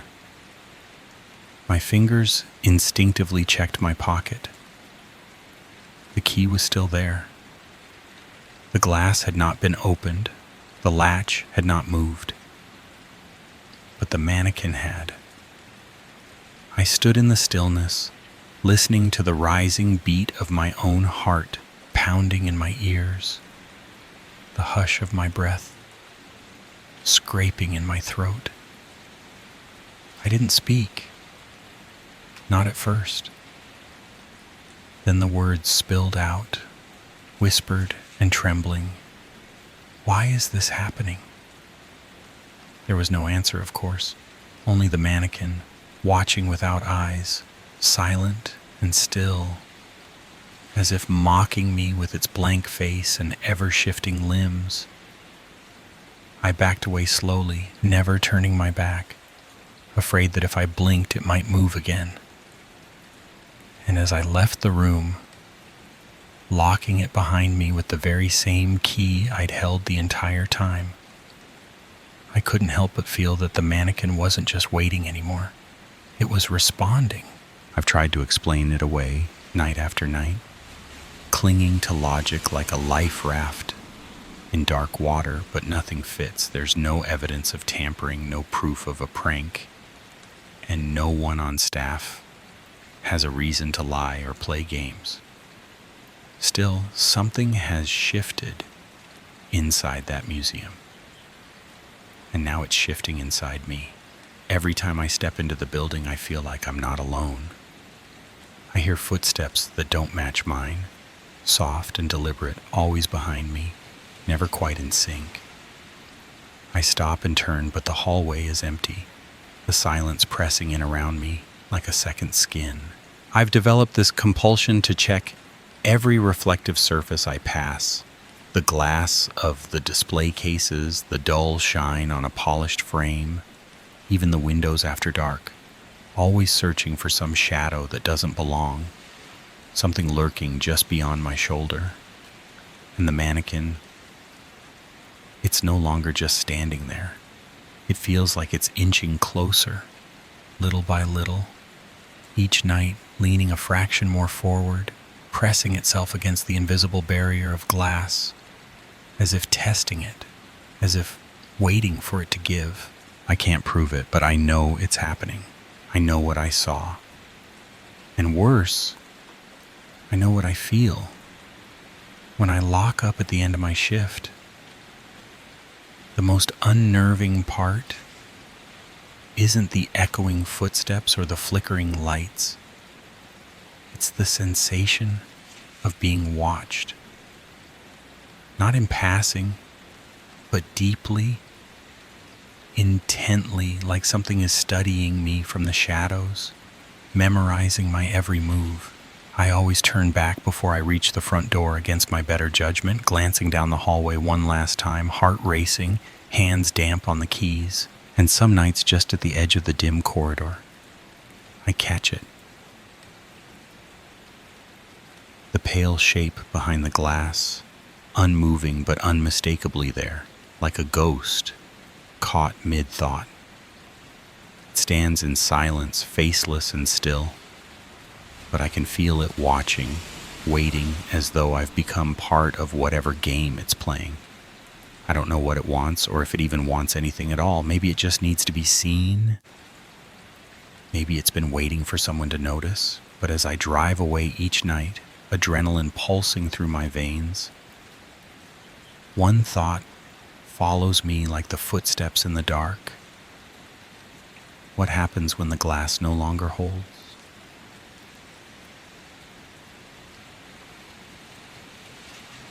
Story 5.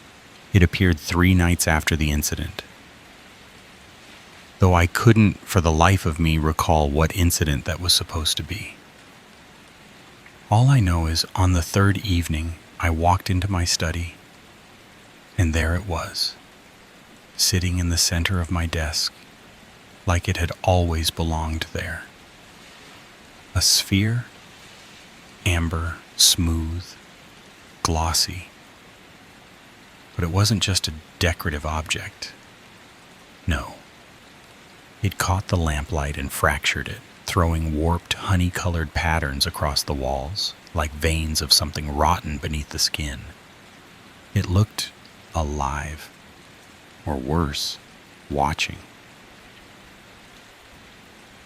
I should have thrown it away right then. I should have dropped it out the window, buried it in the garden, anything. But instead, I sat down and I stared. The thing wasn't cold to the touch, far from it. It felt warm, like it had a pulse. But somehow its warmth didn't comfort me. It chilled me. Not on my skin, not physically.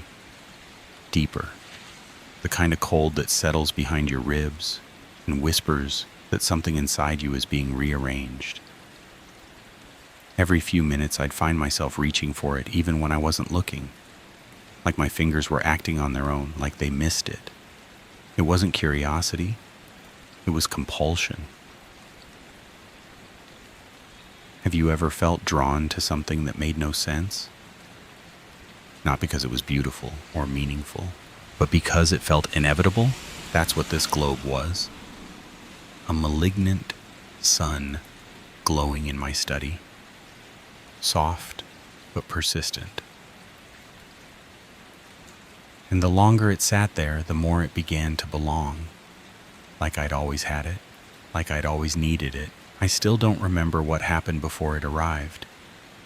But deep down, I suspect it was meant to make me forget.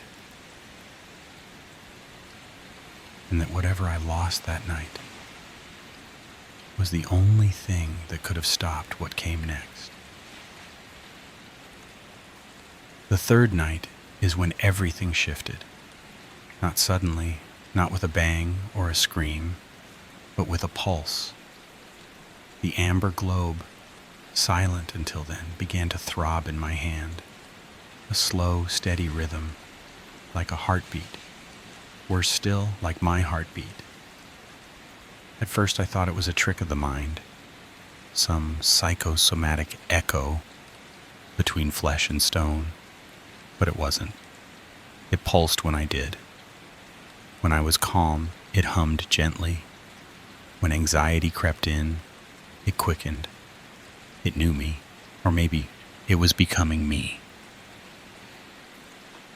Sleep became impossible. Not because of fear, not yet, but because I no longer recognized the person staring back at me in the mirror. My own eyes had changed. They looked older, hungrier, as if something else was looking through them. Then, at 2:47 a.m., and yes, I remember the exact time, I stood up from my bed without thinking. I wasn't sleepwalking. No. I was wide awake. More awake than I'd ever been. And I was moving like a man, following a song only he could hear. I found myself at the window, the amber globe cradled in my hands, glowing softly. And there, beyond the frost-laced glass, I saw them. The cypress trees. Tall, still, looming like sentinels I'd never noticed before, though they'd always been there. But now, they seemed closer, like they'd crept toward the house while I wasn't looking.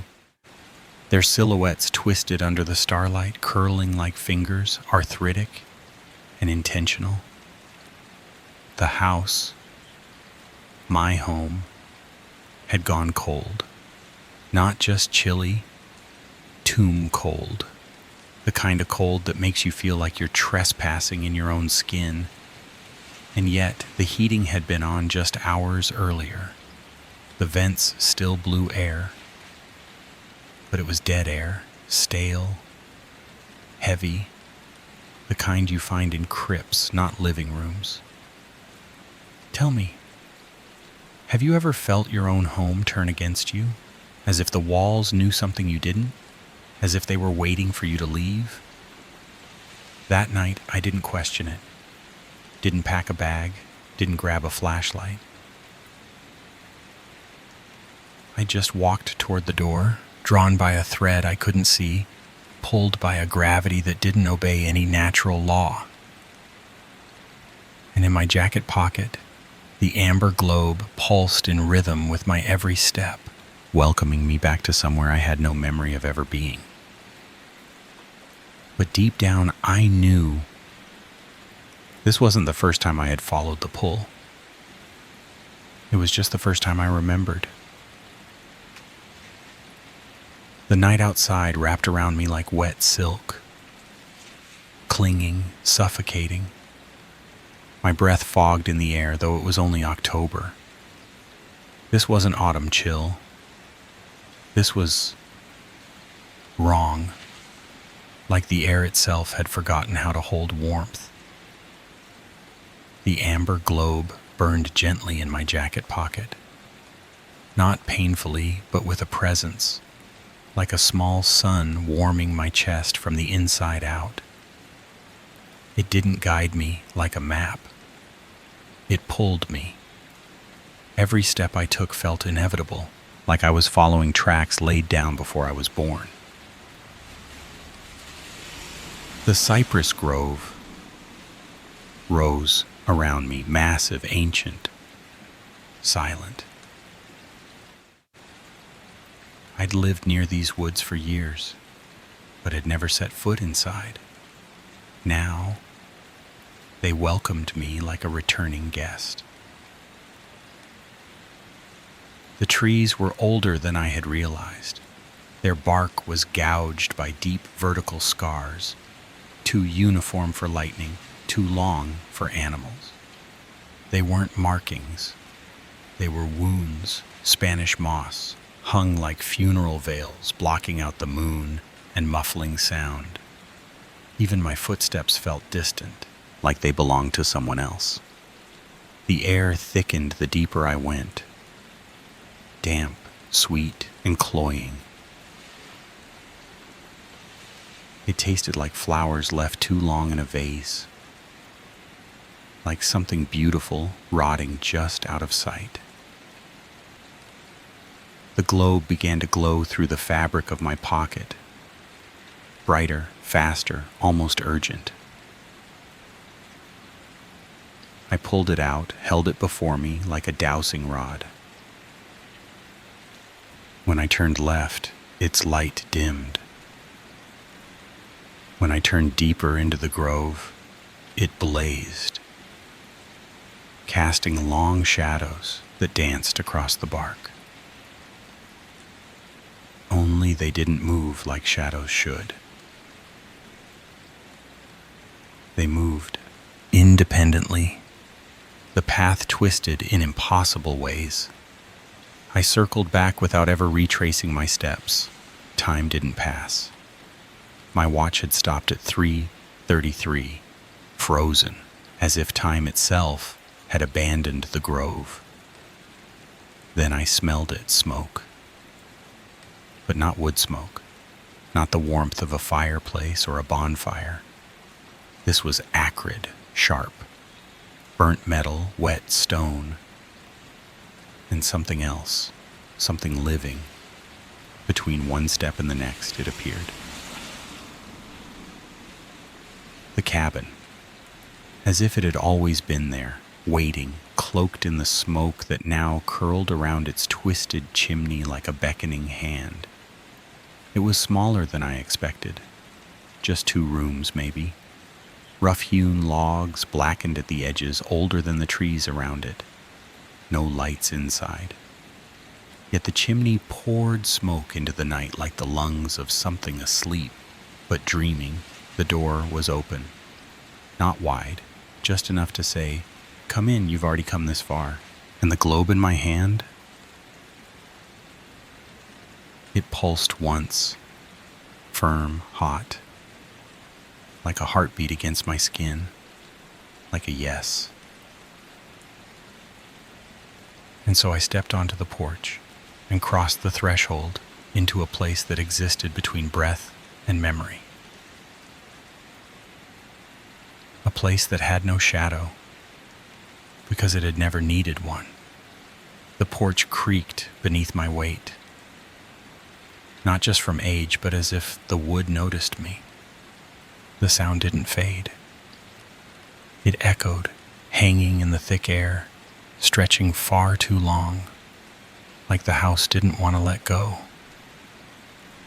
Through the narrow gap in the door, I saw firelight flickering.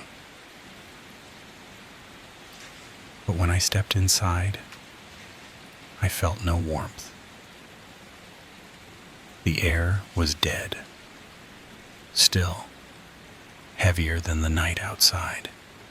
There was only one room. A stone fireplace dominated the far wall, flames licking the air with no visible fuel, no logs, no embers, just fire dancing in a place where it shouldn't exist. And the floor, God, the floor, it was buried in paper. Hundreds of pages scattered like autumn leaves, blackened around the edges as if rescued from fire moments too late. They rustled softly, even though the air didn't move. They whispered to each other. Not just the sound of paper against paper, no, they spoke. I dropped to my knees.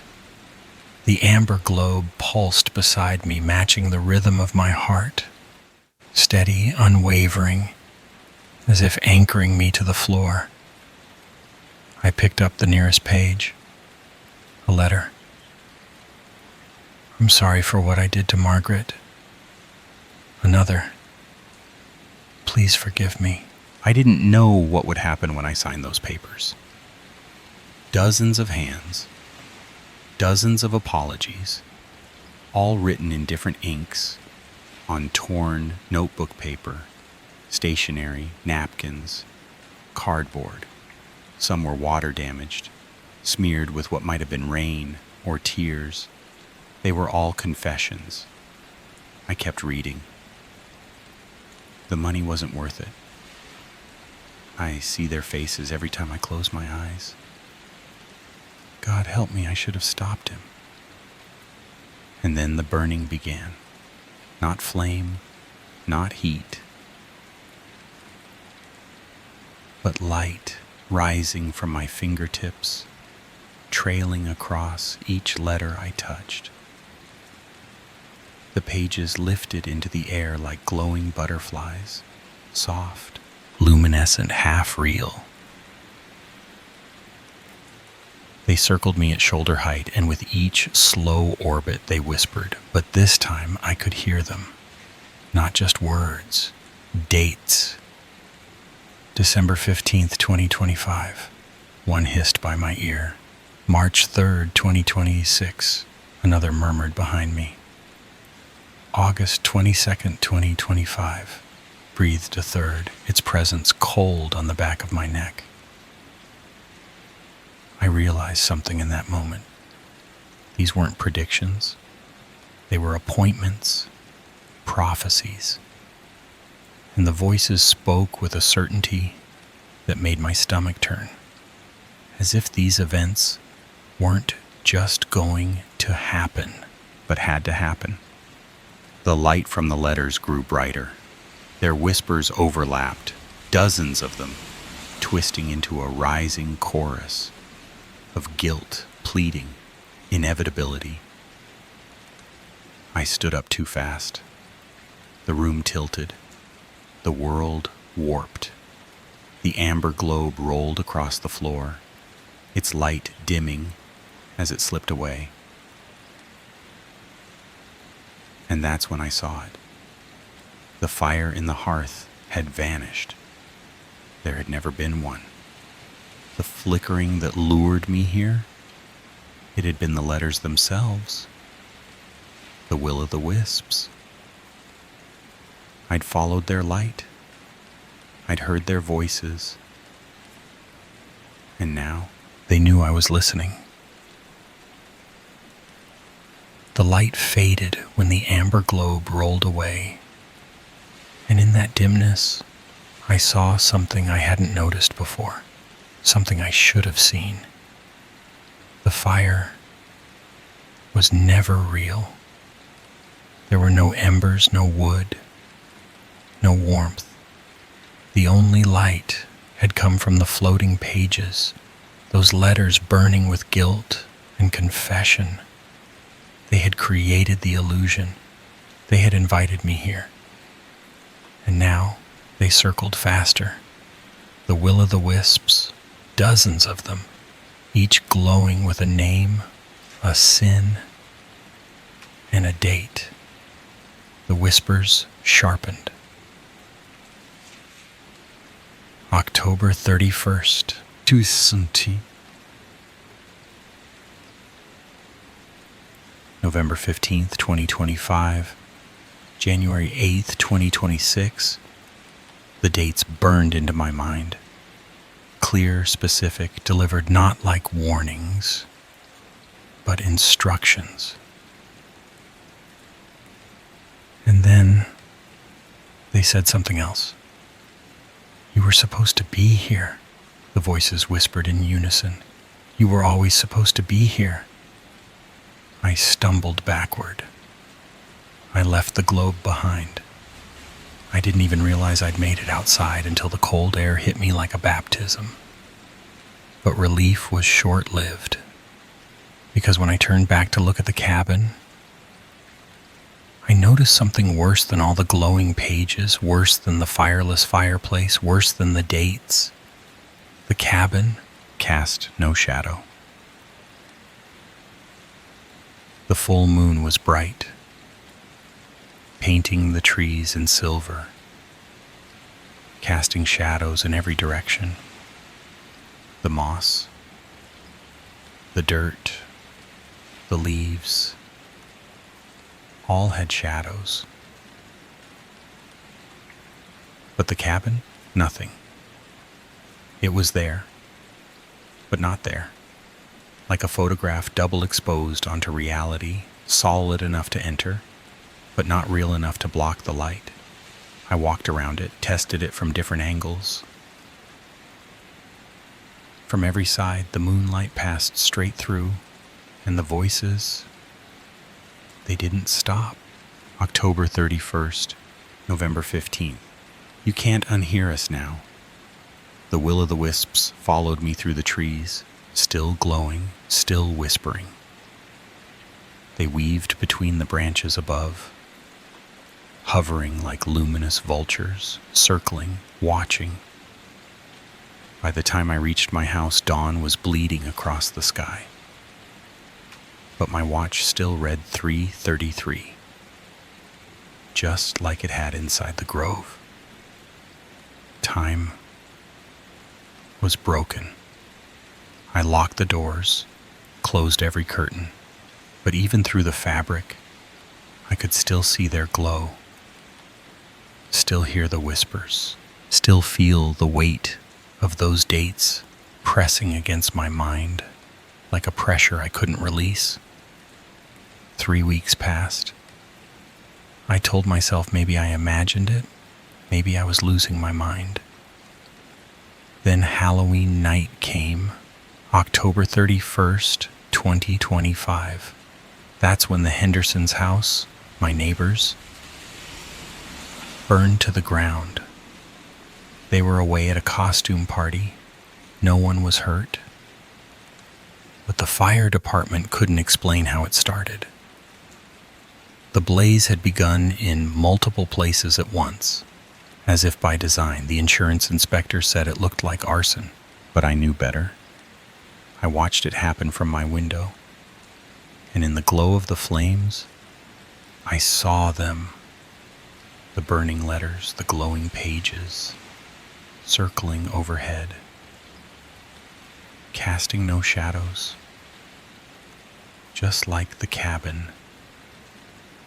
That was the first date, the first proof. And now, November 15th is coming, and the pull is getting stronger. It's been 3 weeks since the fire.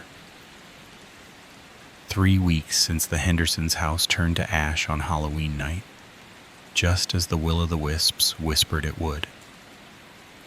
And now, the next date is almost here, November 15th. At first, I tried to fight it. I stayed alert. Watched the news. Checked the local paper obsessively, looking for signs. anything to warn me what might happen next, anything I could use to stop it. But that was a lie, because deep down I already knew.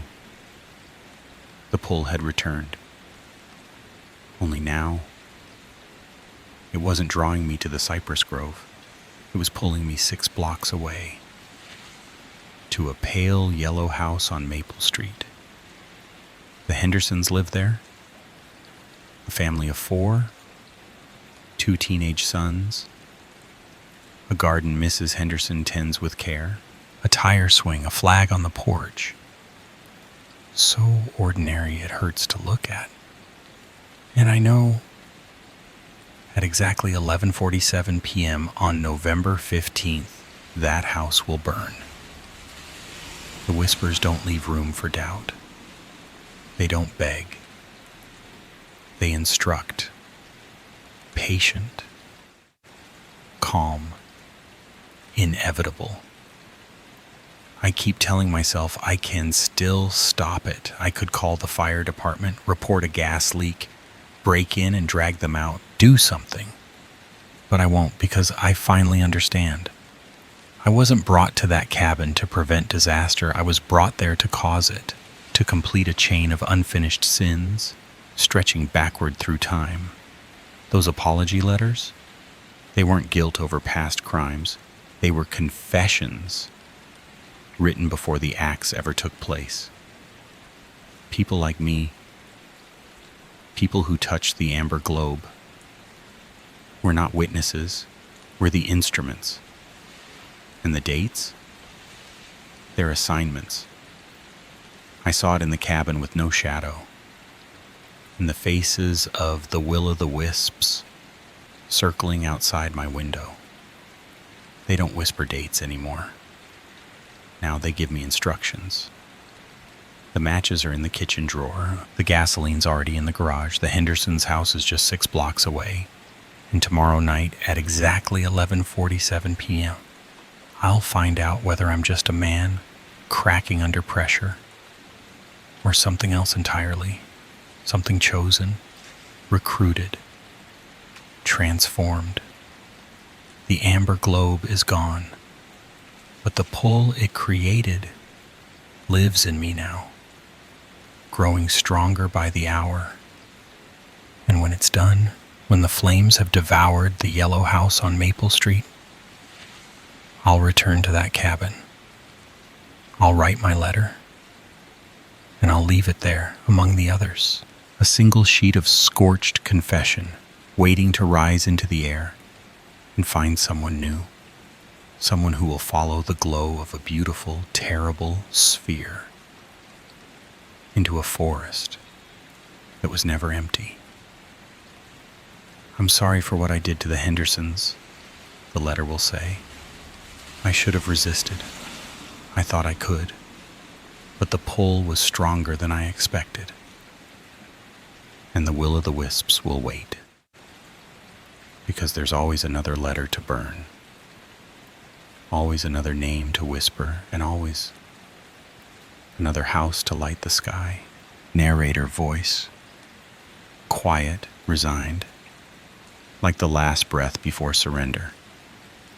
It's strange how easily guilt begins as a whisper and becomes a language.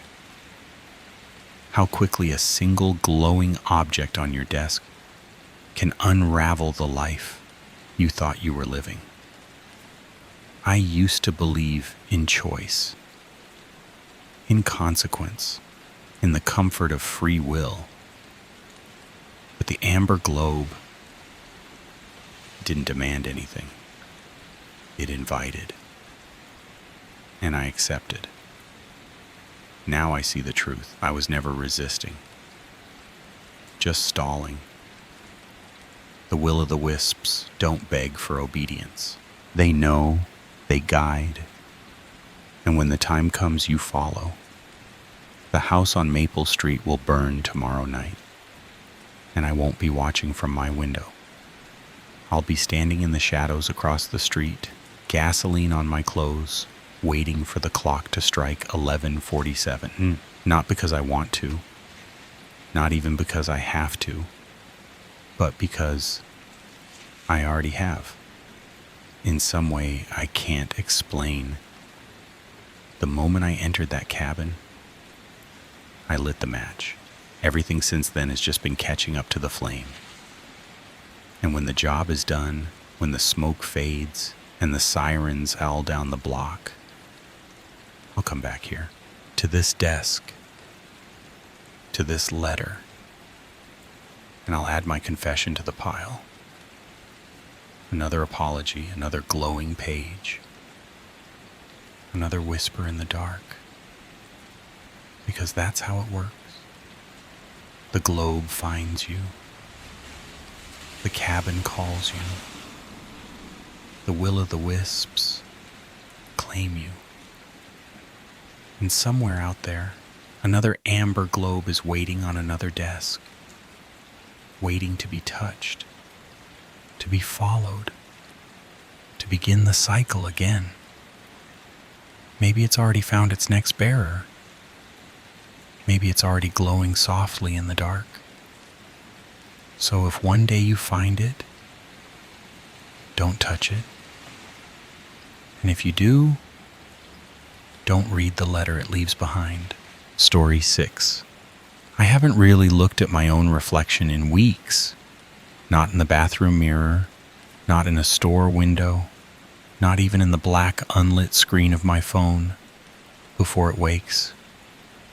I avoid all of them now because when I do catch a glimpse, he's there, standing behind me, watching, silent, still, always just a few feet away. It started about a month ago after the beach. I was a lifeguard, not a career lifeguard, just a summer job. Something to pay the bills, stay in shapes, spend some time in the sun. Most days were dull. Sunburns, bee stings, kids yelling. But then there was that one day, the day everything broke. He was an old man, frail, confused. He kept wandering down to the water in his clothes, sneakers soaked, long pants clinging to his legs. His family explained that he had dementia. They seemed worn out, like this wasn't the first time. I walked him back up the beach 3 separate times. Tried to smile, tried to be kind. And then I got distracted. A kid tripped on a shell, scraped his knee. I was with him for maybe 10 minutes. 10 minutes was all it took. When I looked back at the water, the old man was gone. At first I thought he might be just beneath the surf. But then I saw him, far out, past the breakers, too far. His arms were flailing. His head kept slipping under. He wasn't swimming. He was drowning. I ran, blew my whistle, grabbed the float, crashed into the surf. The waves fought me. The water was cold and fast. My arms burned. My lungs screamed. I pushed through, but I was too late. By the time I reached where he had been, there was only water.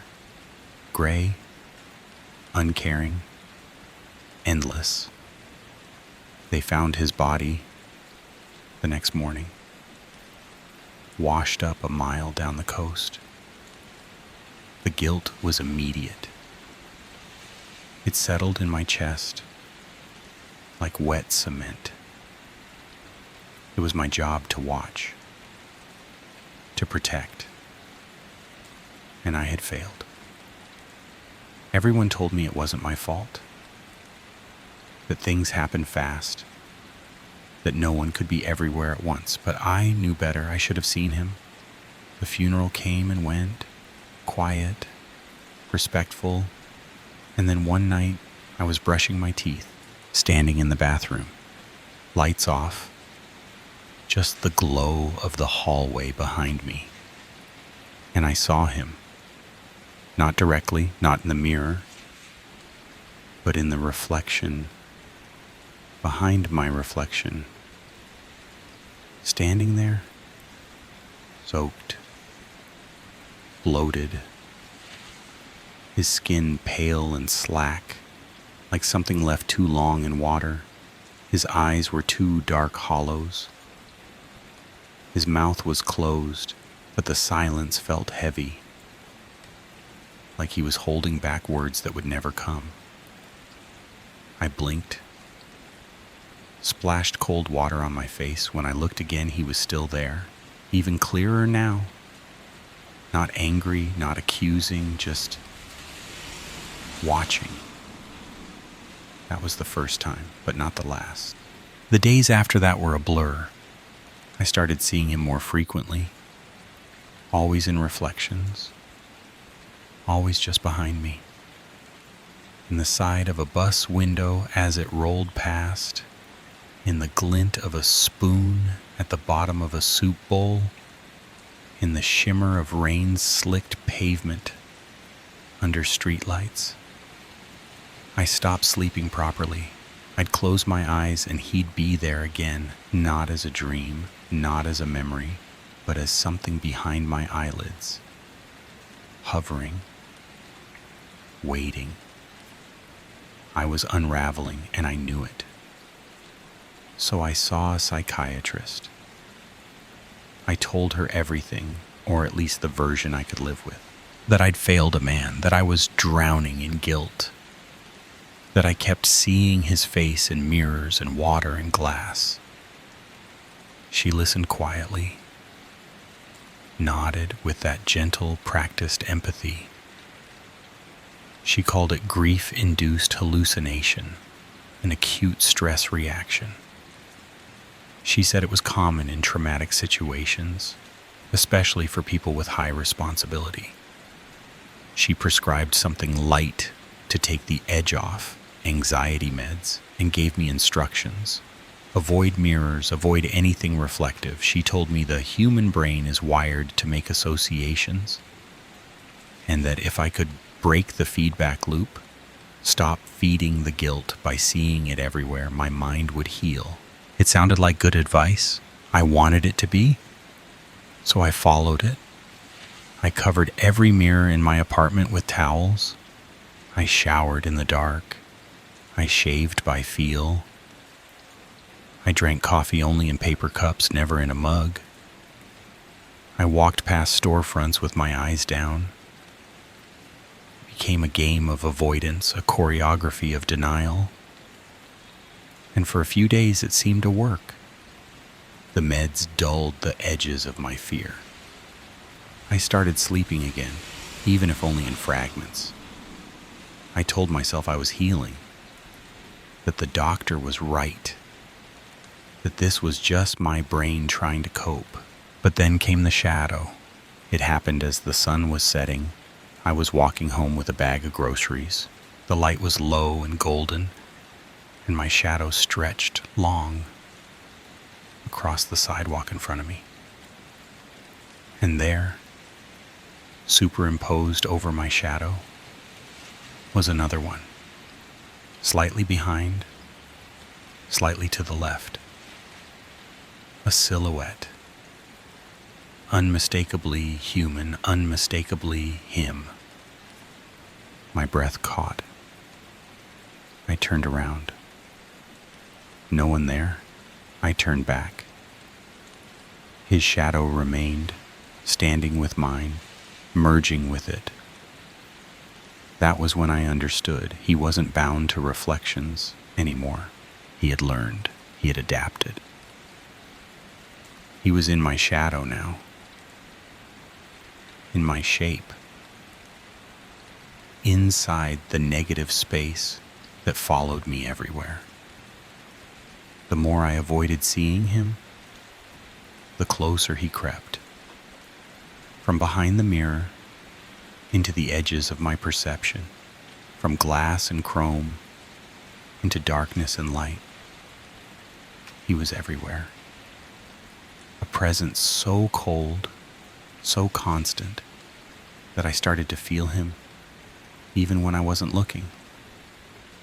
My apartment grew colder, my breath fogged at random.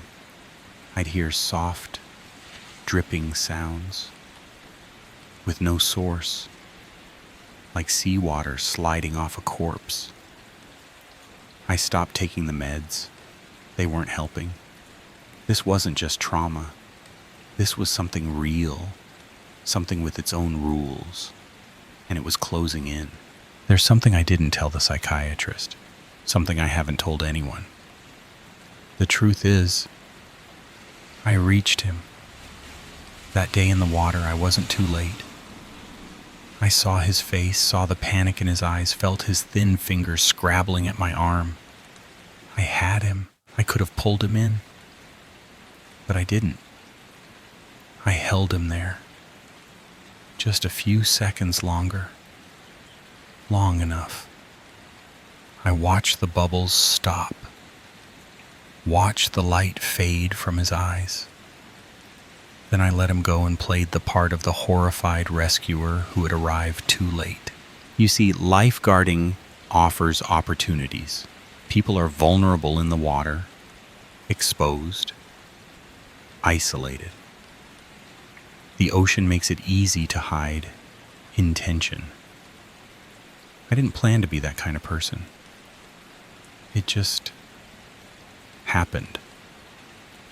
My first was a drunk, passed out near the tide line. No one noticed. Then another. And another. It became a thing. A curiosity. A thrill. Not random. Never random. I was careful. Always made sure it looked like an accident. I told myself it was about control, about power, about knowing I could. But maybe it was about the silence that came after. The total stillness. That hush. That moment of godlike detachment where I decided who lived and who didn't. With every one of them, the guilt faded quickly. No hauntings, no reflections, no hollow eyes watching me from polished surfaces. Until him. The old man. I thought he would be like the rest, easy, forgettable. But something about him stuck. Maybe it was the confusion on his face, the innocence. Maybe it was how completely he trusted me. Even in his panic, he wasn't just a victim, he was a mirror, one I couldn't look away from. He followed me into every corner of my life, every surface, every breath. And the psychiatrist was wrong. Avoiding him hadn't helped. It had made things worse. It gave him space to evolve, to spread. But I remembered something else, something I'd done before. When the guilt started to press in after the first one, I didn't avoid it. I buried it with another act. A new thrill. That's what worked. That's what reset everything. A new death would overwrite the old one, like painting over mold. So I decided to go back, not to the same beach, a different one a few towns away, new faces, new swimmers. I got my certification renewed, no questions asked. Lifeguards are in short supply. I put on the red shirt again, climbed the chair again, scanned the horizon with practiced calm. Every day, I waited. He was still with me, of course. I saw him in the waves. Sometimes just beneath the surface. Sometimes reflected in the wet sand. He was always there, closer than before. But I ignored him. I looked past him. I was waiting. And then she came. A young woman, strong swimmer, confident strokes. But she drifted farther and farther from shore. The perfect opportunity. Isolated. Alone. Vulnerable. My pulse quickened. That old excitement stirred in my chest. This was it, the reset button, the purge.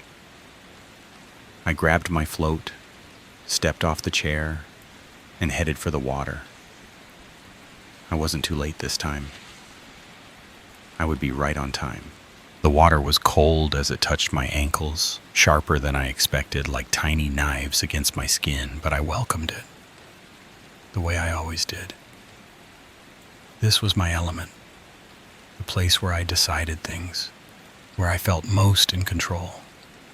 I moved forward slowly, calculating the distance, watching her out there, oblivious, her arms slicing clean arcs through the blue. I imagined the panic that would rise in her chest, the look in her eyes when she realized she'd gone too far.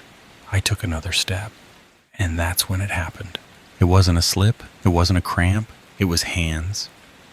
Cold, soaking wet hands, erupting from beneath the sand like claws, grabbing my ankles, locking around the bones. I froze. Tried to move, but they held tight. I looked down. Nothing. Just swirling water and foam. But the pressure was real, impossibly strong, pulling me, dragging me forward. I gasped, staggered, tried to step back, but my feet wouldn't move. I reached for balance, for the shoreline, for anything solid, but the world tilted. The water rose past my knees, then my hips. I shouted, no performance this time, just raw panic, unfiltered, helpless. I clawed at the air, thrashed, twisted, but the hands held on. The pull was relentless, like the tide had chosen me. I felt the sand erode beneath me, the shelf drop away, my footing vanish. The grip tightened. I screamed real and loud, but the ocean swallowed the sound.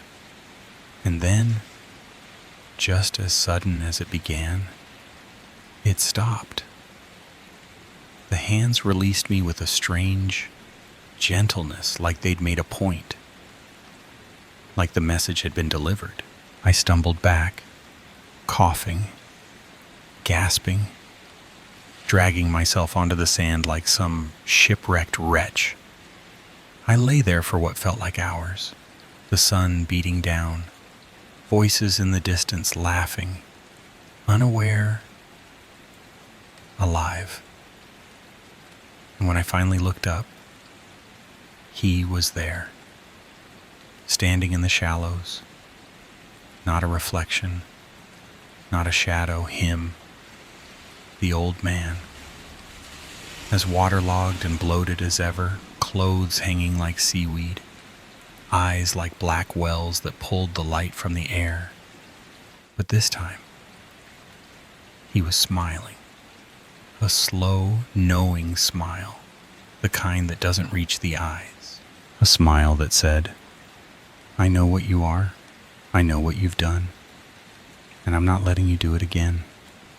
I ran, didn't stop, didn't breathe until I was in my car, until the shoreline was gone, until the smell of salt water was a memory. I locked my doors, drove like the devil was chasing me, and didn't stop until I reached my apartment. I ripped the towel off the bathroom mirror. He was there, closer than ever, right behind me. No smile now, just watching, waiting. But this time I understand. It's not about guilt. It's not about forgiveness. It's a promise, a sentence. He's not leaving, not ever. I thought I was the predator, that I held the power, that I chose who lived and who didn't. But I was wrong. I'm marked, hunted, haunted. And if he can pull me into the water, if he can crawl out of my reflection, what happens when the mirror stops being a window and becomes a door? Story 7. The package sat on my doorstep like it had always belonged there. Ordinary, brown, anonymous, except for a name I didn't recognize. Sarah Mitchell. I stared at the label, something prickling in the back of my mind. That wasn't me.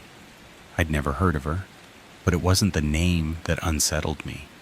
It was the return address, 11313 Ravens Court. That number was mine, my exact apartment number, down to the last digit. But not my street. The wrong road, the right number. Like someone knew where I lived but didn't want to be precise, or worse, knew more than they should. I stood there for too long, key in hand, pulse quickening, the city's hum somehow distant.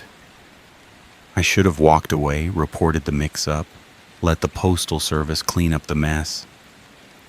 But instead I picked it up. It was heavier than it looked, solid, like it held something dense and unyielding.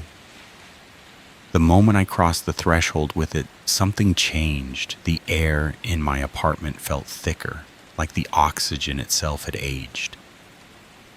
I placed the package on the kitchen counter, trying to focus on my routine. Boiling water, folding laundry. But my eyes kept drifting back to it. It sat there, inert and silent, yet buzzing with unspoken questions. Who was Sarah Mitchell? Why was my apartment number the sender's return address? And what, for the love of God, was inside? I told myself I wouldn't open it. That would be crossing a line. But long after the sky turned dark and the world around me quieted, I still felt it watching me, or maybe I was watching it. I couldn't shake the sense that it wasn't just a mistake, that someone, something, had meant for it to arrive here. For me. It took me hours to give in, hours of circling the package, like it might lunge at me if I got too close, but eventually curiosity cracked the barrier of caution, as it always does. I sliced through the tape with the tip of a kitchen knife, my fingers trembling. Beneath the plain wrapping was a cardboard box, and inside that, cushioned in layers of brittle newspaper, was something altogether older, an ornate wooden box, small enough to cradle in two hands, yet impossibly dense, carved with strange looping symbols that didn't belong to any language I recognized. Tucked beside it was a single slip of paper, yellowed at the edges, with a message scrawled in harsh, angular handwriting. Sarah, the time has come. You know what must be done. R. My stomach turned. I wasn't Sarah. I didn't know what must be done. And yet, my hands wouldn't let go. I ran my fingers over the carvings, and the moment my skin met the wood, a soft scratching echoed from inside. I froze. It wasn't mechanical. It wasn't imagined. It sounded alive. Instinct screamed at me to get rid of it, to throw it from the balcony, to drive it far away, bury it. I grabbed the box, meaning to hurl it, but the instant my fingers tightened around it, a jolt of electricity surged through me, searing and violent, sending me reeling backward into the dark. My vision collapsed into chaos. Shadows danced across a circular room, lit by flickering candlelight. Hooded figures chanting in a guttural rhythm I couldn't understand, their voices folding over one another in suffocating waves. Then, nothing. I awoke sprawled across the floor, the box still clutched to my chest, the air thick with something metallic and old. The scratching had stopped, but there was something new now, a subtle thump, faint and rhythmic, pulsing against my skin like a heartbeat. Not mine, not human. The box was breathing. I hadn't left the apartment in days, hadn't eaten more than scraps, hadn't slept without jolting awake to phantom whispers and that unshakable sound of something stirring inside the box. I kept it sealed on the coffee table, wrapped in a towel like that could somehow contain the menace within, but it didn't matter. Its presence bled into everything. The shadows seemed deeper. The clocks ticked out of rhythm, and my own reflection looked more hollow with each passing hour.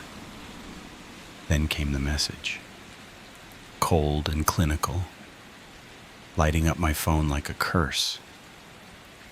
We know you have it. Open the box, complete the ritual, or suffer the consequences. No number, no name, just that threat, heavy and final. I turned off my phone, drew every curtain, locked the door with furniture, yet the feeling only grew, like the air itself was watching me, waiting. On the third night, just after midnight, there was a knock. Not loud, not urgent, but steady. I held my breath, heart stuttering, creeping toward the peephole with dread clawing at my spine. A delivery man stood there, too still, holding a package identical to the first. "Delivery for Sarah Mitchell," he called, voice casual, almost amused. I didn't move.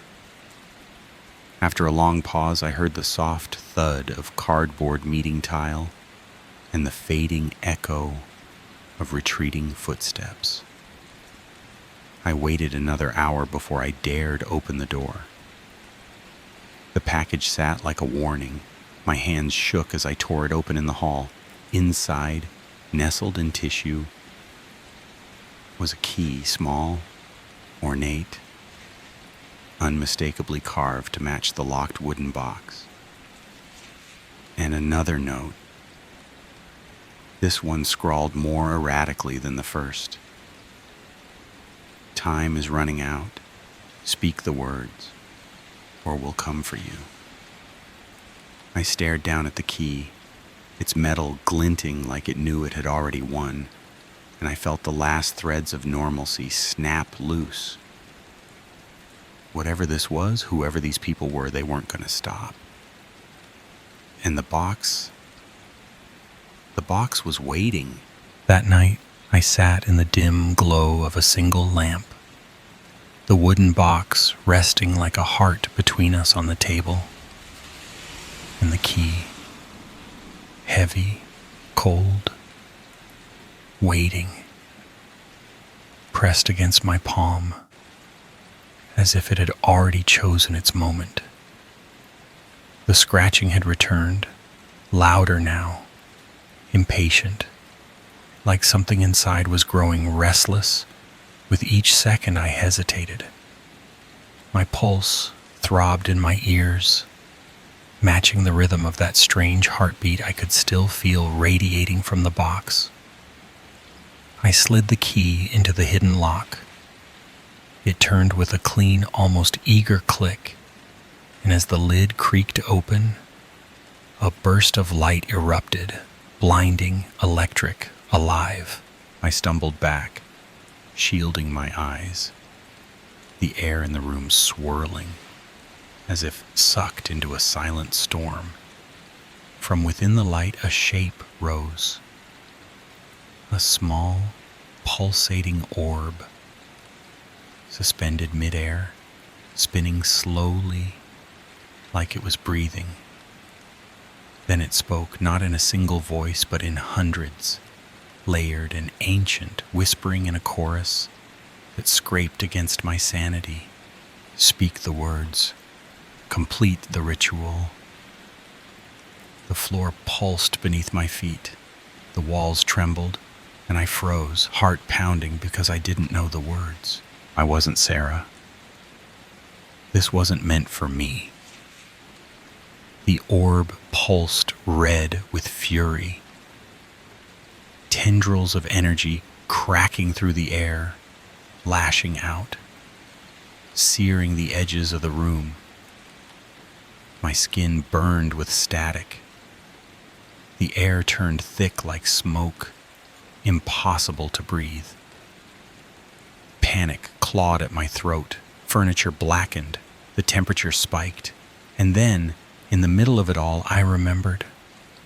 The chanting, the guttural syllables from the vision, the hooded figures in the flickering dark.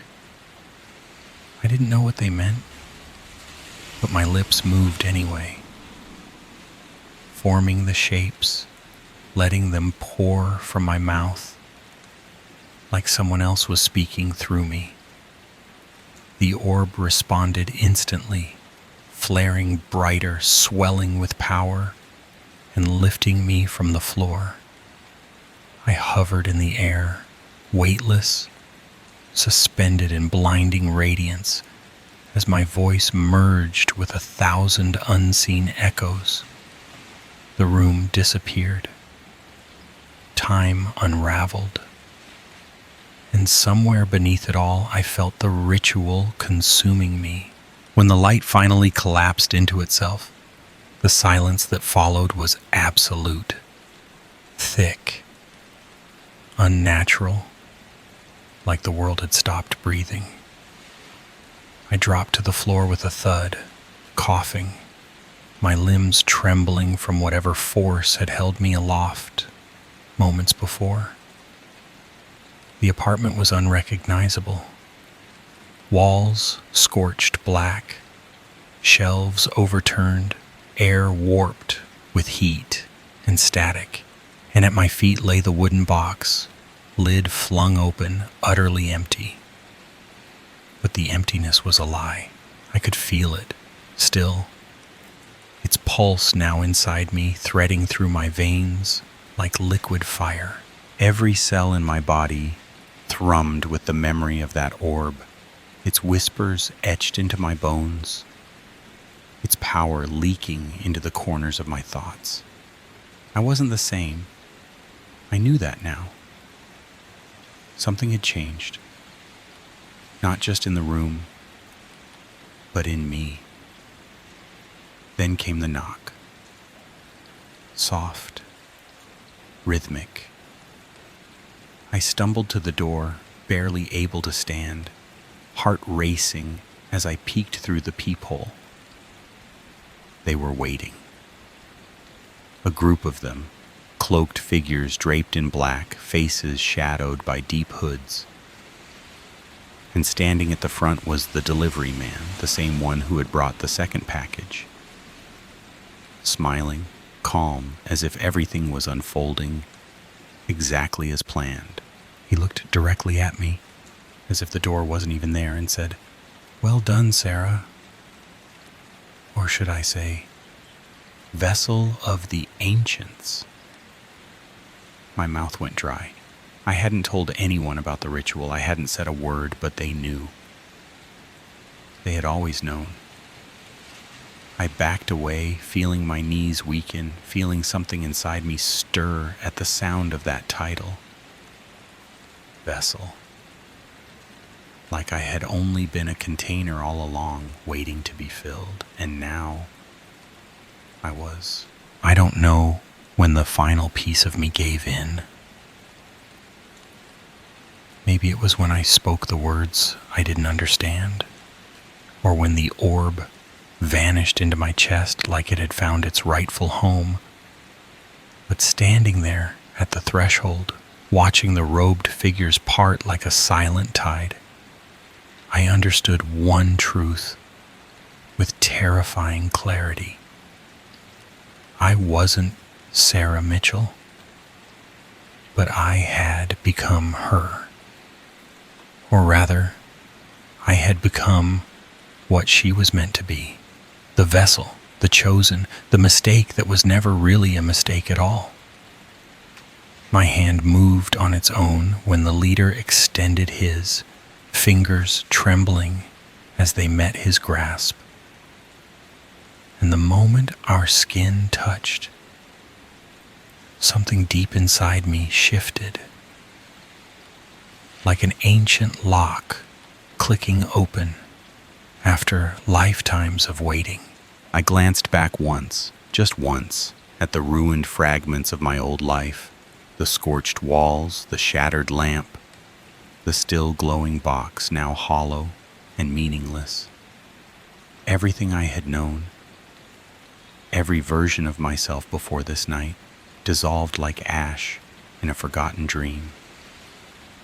There was no going back, no report to file, no sanity to reclaim. Only the path ahead, carved in shadows and secrets, calling me into something far older than names or addresses. As we walked down the hallway, I felt their eyes on me. Not just the ones in the flesh, but others, watching from corners of the world I couldn't yet see. And I wondered, with a chill that seeped into my bones, how many others had stood where I stood, trembling on the edge of the unknown, their names borrowed by fate, their lives rerouted by a parcel never meant for them. How many Sarah Mitchells had opened a box out of innocent curiosity, only to find themselves rewritten by something far beyond understanding. The door to my old life closed with a click behind us, quiet, final, and the last truly human sound I would ever hear.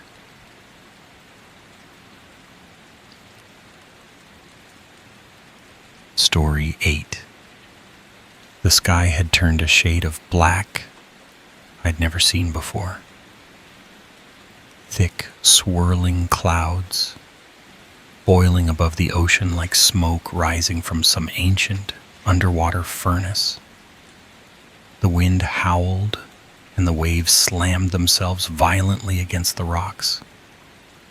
My father stood on the porch, staring at the horizon with a look I didn't understand back then, but now recognize as dread. "Honey, take Alan inside and lock the doors. They're coming," he said, voice low and steady, like someone who'd seen this all before. My mother didn't question him. She took my hand without a word and pulled me into the house. I remember the way her fingers trembled against mine, how her eyes darted toward every window as she ran from room to room, securing every latch, every bolt, every blind.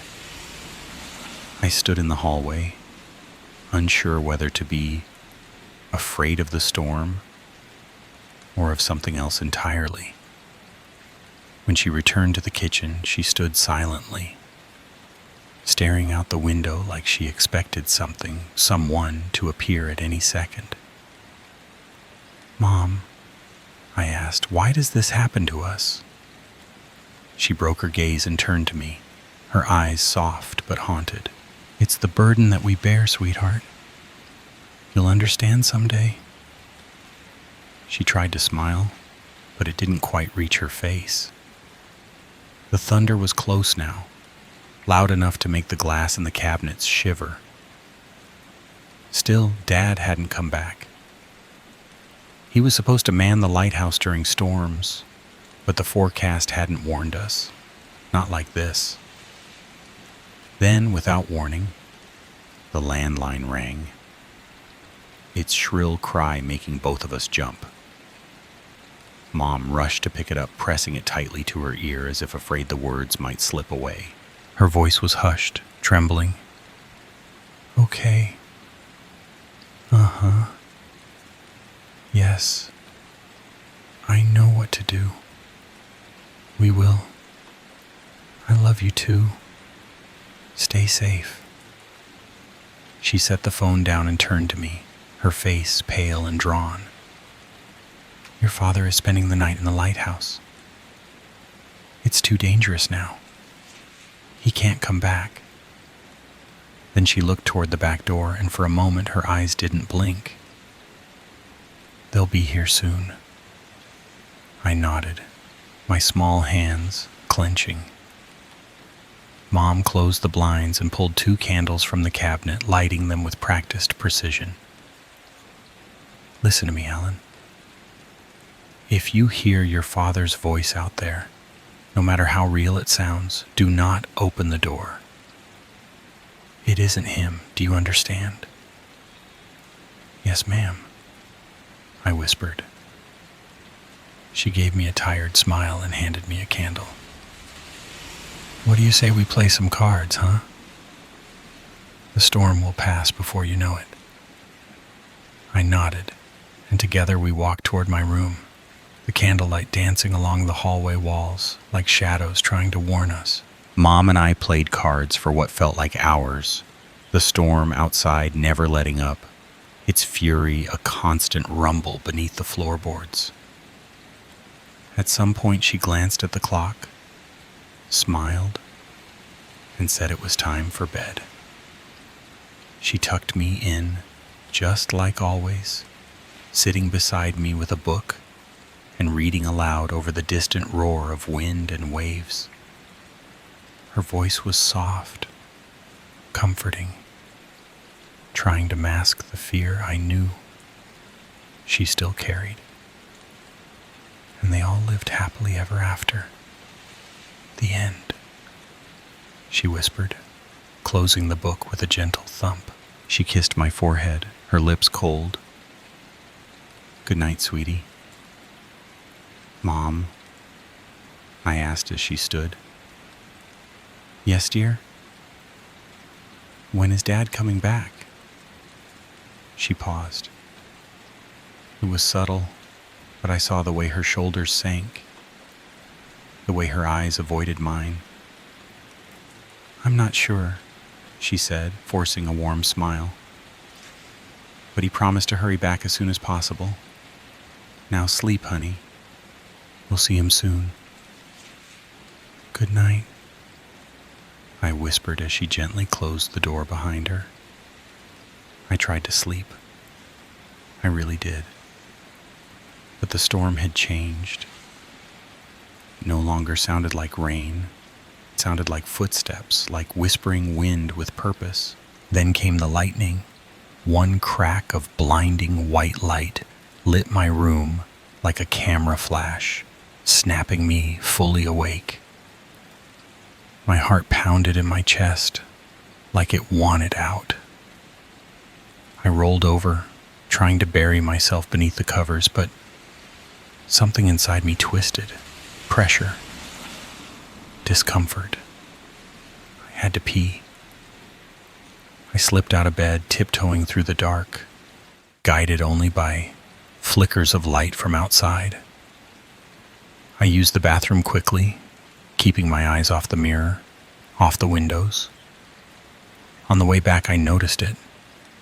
Soft, almost imperceptible, a tapping, tap, tap, tap. I stopped cold.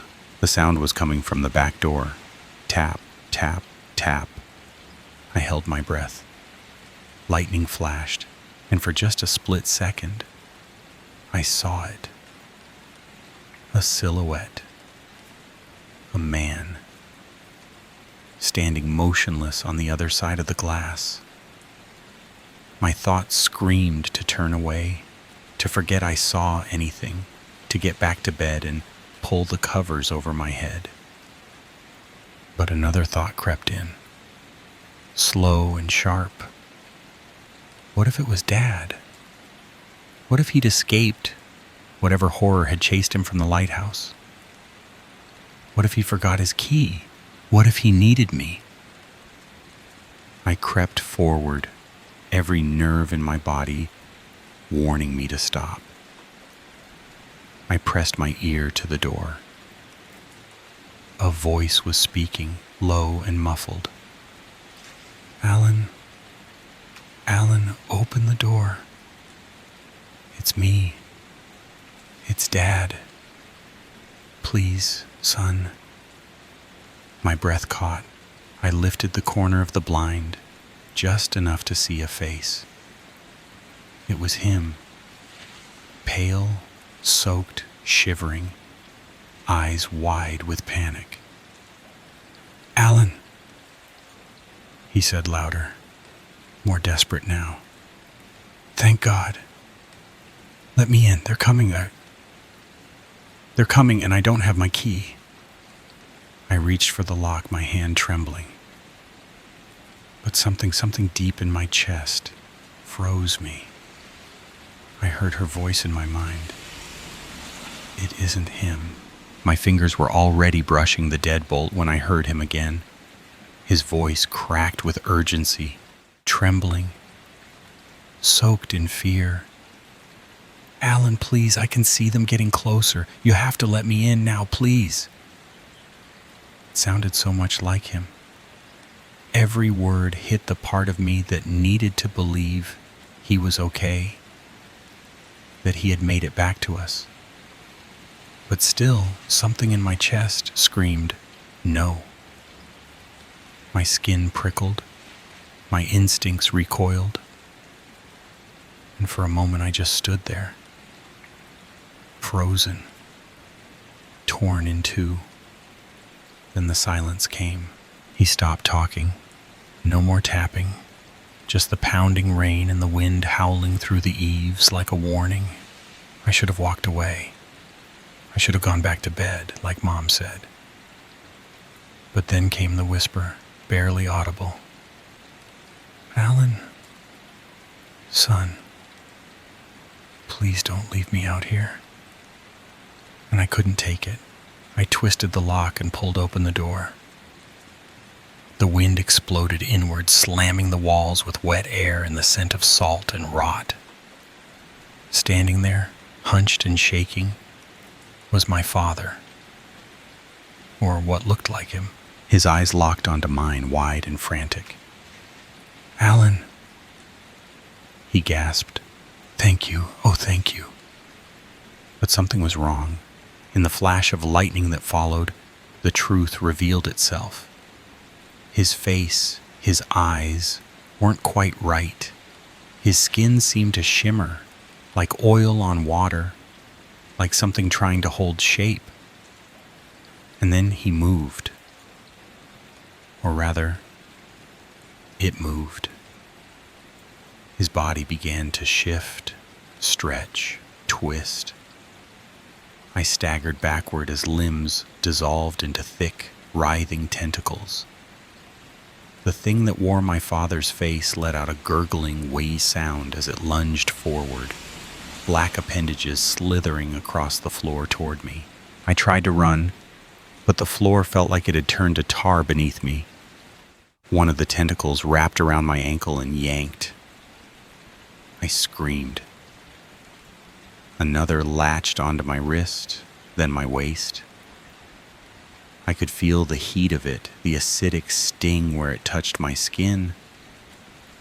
One of them dragged across my face, and the pain that followed made my vision go white. It was like fire, like molten metal, searing my flesh, and I collapsed, helpless, sobbing, begging. I don't remember if I called for Mom or if I even had the strength to speak. I just remember the darkness pulling at me like the ocean was reaching through the house to take me away. But then, light. A warm, golden light that pulsed against the darkness. I looked up. There she was, my mother, standing in the doorway, hair whipping in the wind, holding a flaming torch in both hands. She didn't say a word. She just ran forward and jammed the fire deep into the creature's side. The sound it made was not of this world. It shrieked. A high, terrible wail that pierced my skull. The flesh around the flame bubbled and split. It recoiled violently, dropping me to the ground as it slithered back toward the open door. My mother stood between us and it, holding the flame high like a sword. The thing hesitated. Then, with a final shriek, it turned and vanished into the rain, retreating toward the sea, where it belonged. been over 60 years since that night, but I still see it every time I close my eyes. I still smell the salt, feel the sting on my cheek where the thing touched me, still hear the scream it left behind as it disappeared into the waves. I was never the same after that. How could I be? The skin on the left side of my face never healed right. Scarred, twisted, warped like wax. Too close to fire. I learned to live with the pain. I learned to live with the stares. But I never stopped hearing the rain. Never stopped watching the door. I still live in that same house. The lighthouse has long since been automated. No one needs to man it anymore, not in this age of satellites and sensors. But I stay. I've tried to leave. I really have. Packed up more than once, bags by the door, keys in hand. But something pulls me back, like an anchor, like a voice buried in the wind, calling me home. I don't think I'll ever be free of this place, and I don't think it wants me to be. Every time it rains, one of them comes. They never knock loud, always the same soft tapping, like they're trying not to wake the house, like they're hoping I'll forget. Sometimes it looks like my father again. Other times it's my mother, even though she's been gone for years. I never open the door. Not anymore. I just sit in my chair, candle burning beside me, shotgun at my feet, staring at the shadows beyond the curtain, waiting for the storm to pass. But I'm getting older, slower. My mind isn't what it used to be. There are days I forget what I had for breakfast. Sometimes I lose hours, wake up in a chair I don't remember sitting in, find doors I don't remember checking, and I worry. I worry that someday when the tapping begins and the voice calls my name, I won't remember the warning. I'll hear my father again, or my mother, or someone else I loved and lost, and I'll forget. I'll open the door, and whatever waits out there, whatever crawled out of the sea that night so long ago, will finally come for me. Sometimes I think about letting it happen, about walking into the rain, arms wide, eyes closed. Maybe then I'll get answers. Maybe then the nightmares will stop. But not yet. Not tonight. Tonight I light the candle, lock the door, and wait. Because it's raining again, and they never come alone. Story 9. I'm not sure why I'm telling this story now. Maybe it's the fear of time catching up to me. The creeping certainty that if I don't share what happened all those decades ago, it'll disappear with me. Just another whisper, swallowed by the earth. Or maybe it's the strange letters that still show up, covered in cracked ink and old Soviet postmarks, reminding me that my past is still out there, breathing, waiting. My granddaughter Tamara helped me post this. She wanted to clean up my grammar, bless her, but I told her to leave it mostly as is. Sometimes the truth sounds better with rough edges. So here it is, unpolished, maybe a little unbelievable, but mine. I was born in a small town in northern Europe, a place called Solinvol. That's a sort of patchwork word, wall of sun, mismatched pieces from different languages welded into something warm sounding. It wasn't warm. We had maybe 10,000 residents, a couple hospitals, some shopping centers where me and my brother used to sneak into and hang around before Lyshenko went up in flames in that godforsaken factory. But what really made Solinvol strange wasn't the geography or the politics. It was our tradition. We celebrated Christmas every single day. I mean that literally. Every morning at 8, Mama would wake us up and we'd shuffle down to the living room where a sad little potted begonia sat in place of a tree. A Christmas tree in June? Scandalous. We'd sit cross-legged around it and thank the merry man for visiting. Not Santa, he didn't come to the Soviet Union. And not even Ded Moroz, because he only visited on New Year's Eve. No, this was someone else. We'd open our presents, socks, always socks, scratchy and hand-knitted, and Mama would look at us with wide, careful eyes and say, "What do we say now?" And all of us, me, Ambers, Lucinda, would chant, "Merry man, go away, visit us another day." And he did, he always did, until he didn't.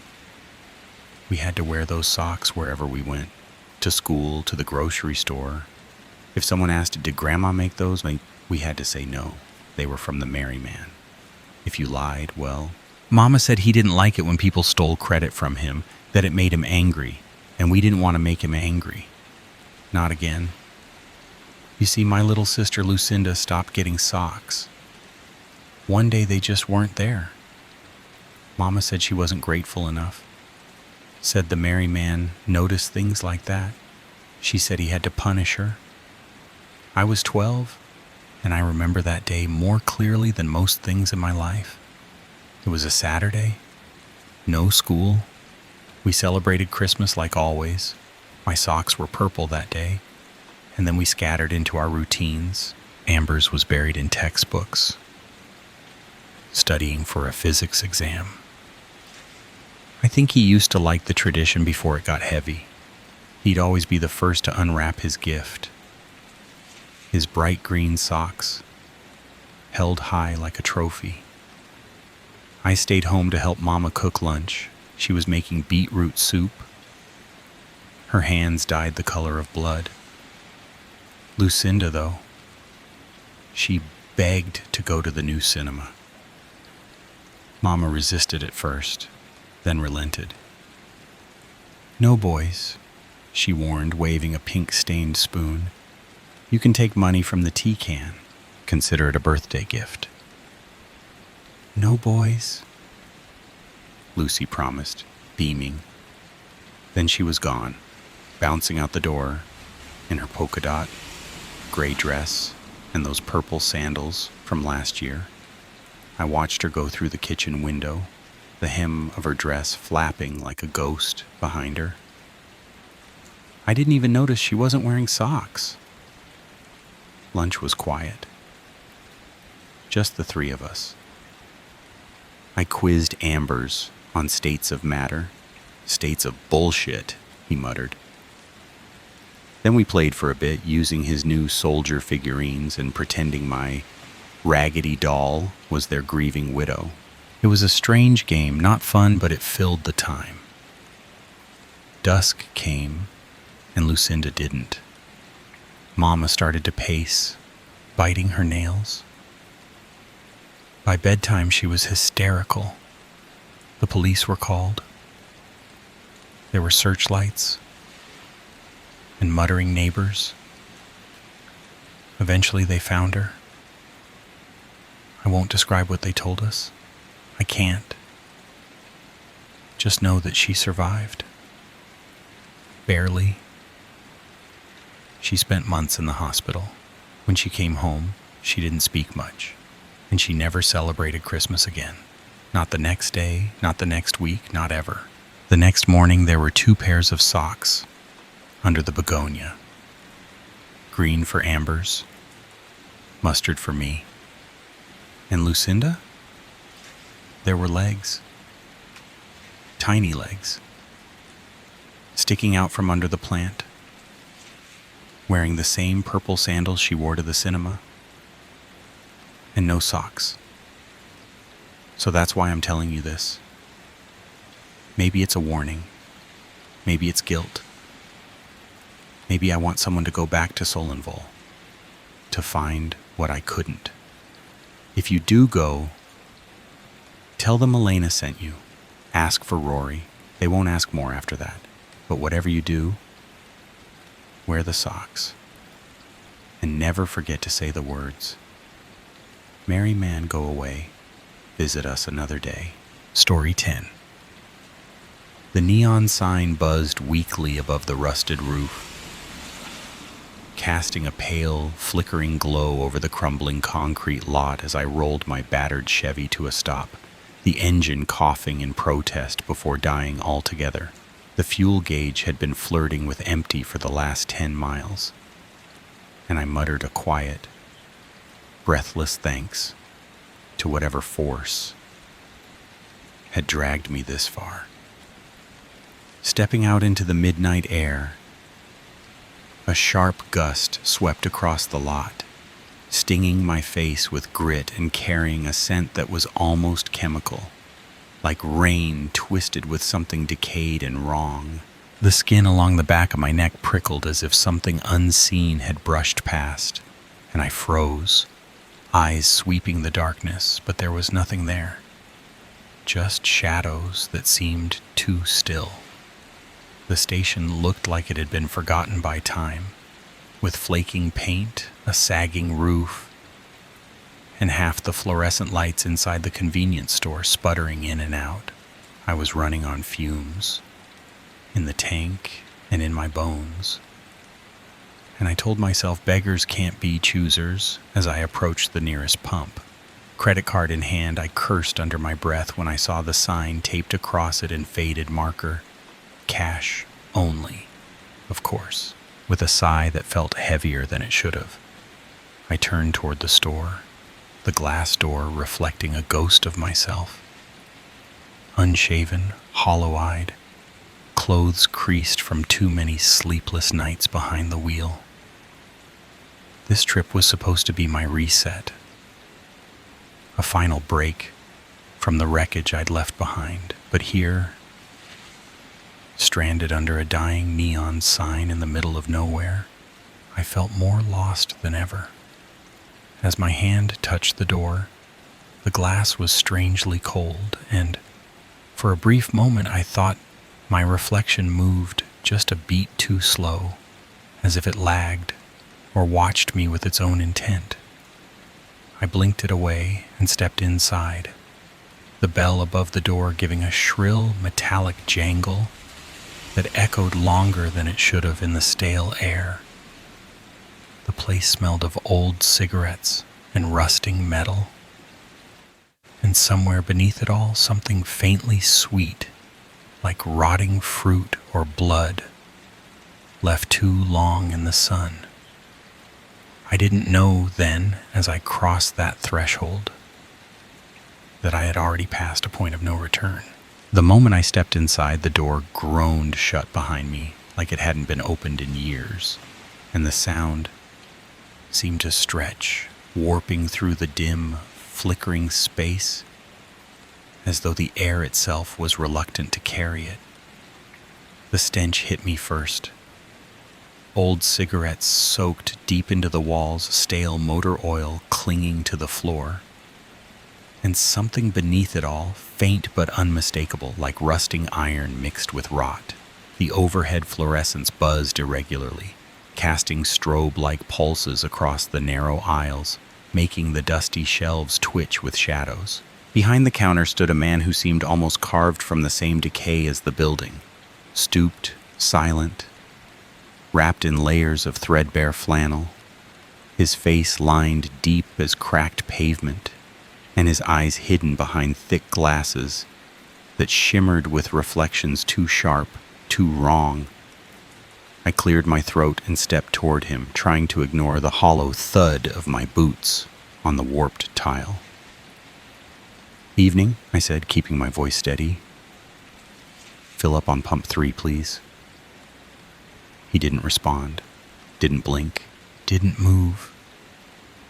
Just kept staring at something beyond me, over my shoulder. A cold knot formed in my gut, and I turned slowly, expecting maybe a late-night customer, some drifter like me in need of coffee or smokes. But the store was empty, utterly, lifelessly empty. I glanced back at the man, unsettled. "Hey, excuse me?" I said again, a little louder, and then, impossibly slow, so slow I wasn't sure I saw it at first, his head turned.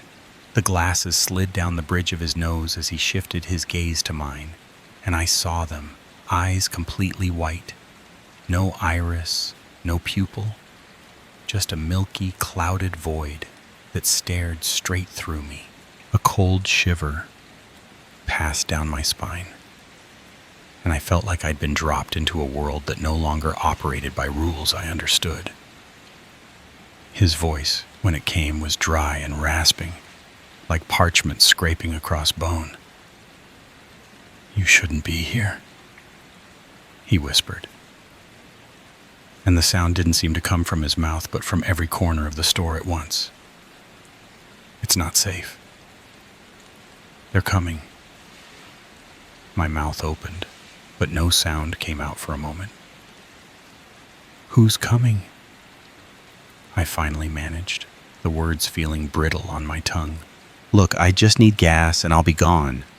His hand darted out then, faster than it had any right to be, his gnarled fingers wrapping around my wrist like iron. "Listen," he hissed, breath warm and sour. "You need to leave. Now, before it's too late." That's when the bang came. From outside. A deep, echoing slam that vibrated through the walls. I jerked in place, heart hammering, and spun around again. Shapes moved in the darkness beyond the windows. Human shapes, but not quite.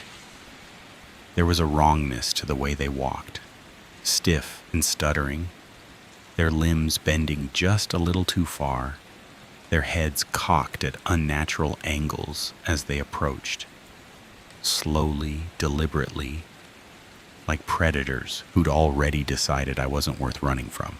"Oh God," the old man moaned, releasing me. "They're here, we're too late."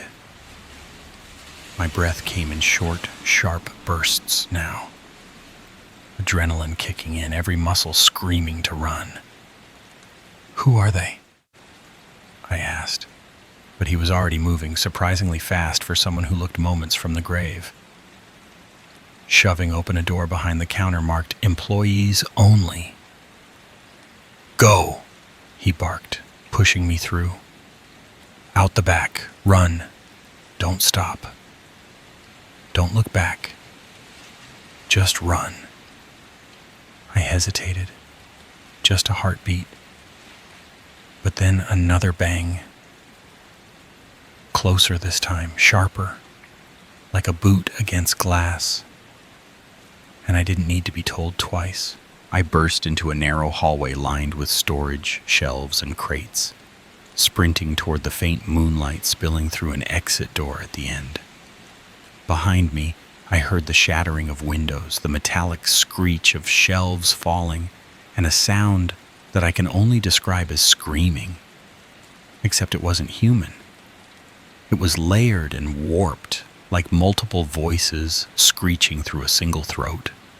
I tore through the door and into the open night, my legs pumping, lungs burning, as I ran across uneven gravel and into the darkness beyond. I didn't know where I was going, only that I had to keep moving, had to stay ahead of whatever was behind me. Trees closed in around me, their bare branches clawing at my face and jacket like they wanted to hold me still. The ground was soft, almost spongy, and the deeper I ran, the more it felt like the earth itself was trying to slow me down. I don't remember how long I ran. Minutes. Hours. Time stopped meaning anything, lost in the pounding of my heart and the rhythm of my breath. Eventually, my legs gave out. I collapsed hard, face down in wet leaves and dirt, every limb trembling, vision swimming. For a while there was only darkness and the sound of my own blood roaring in my ears.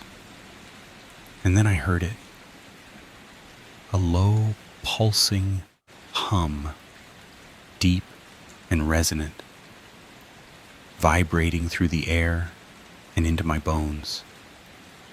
It didn't seem to come from one place. It was everywhere, all around me, inside me. I rolled onto my back, gasping. And that's when I saw them. Lights in the sky, far above the trees, moving in ways that defied logic. They darted and curved, zigzagging like insects, but with impossible precision, too fast, too fluid to be any aircraft I'd ever seen. I watched, unable to look away, as one of the lights detached from the others and began descending. My limbs twitched in panic, but when I tried to move, I couldn't. Something held me there, some unseen force pressing down on me, not violently but completely. The light grew larger, brighter, pulsing with a rhythm that seemed to sync with my heartbeat. It filled the sky, filled my eyes, until it was all I could see. And then, nothing.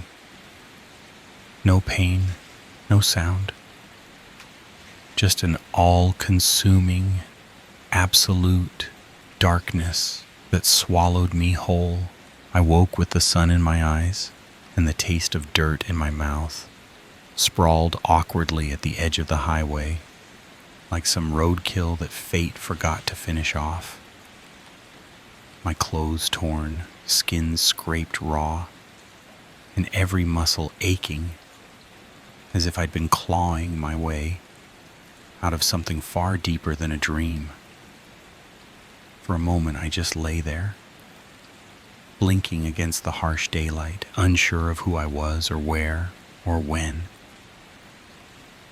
until it came back in a rush that hit like a migraine.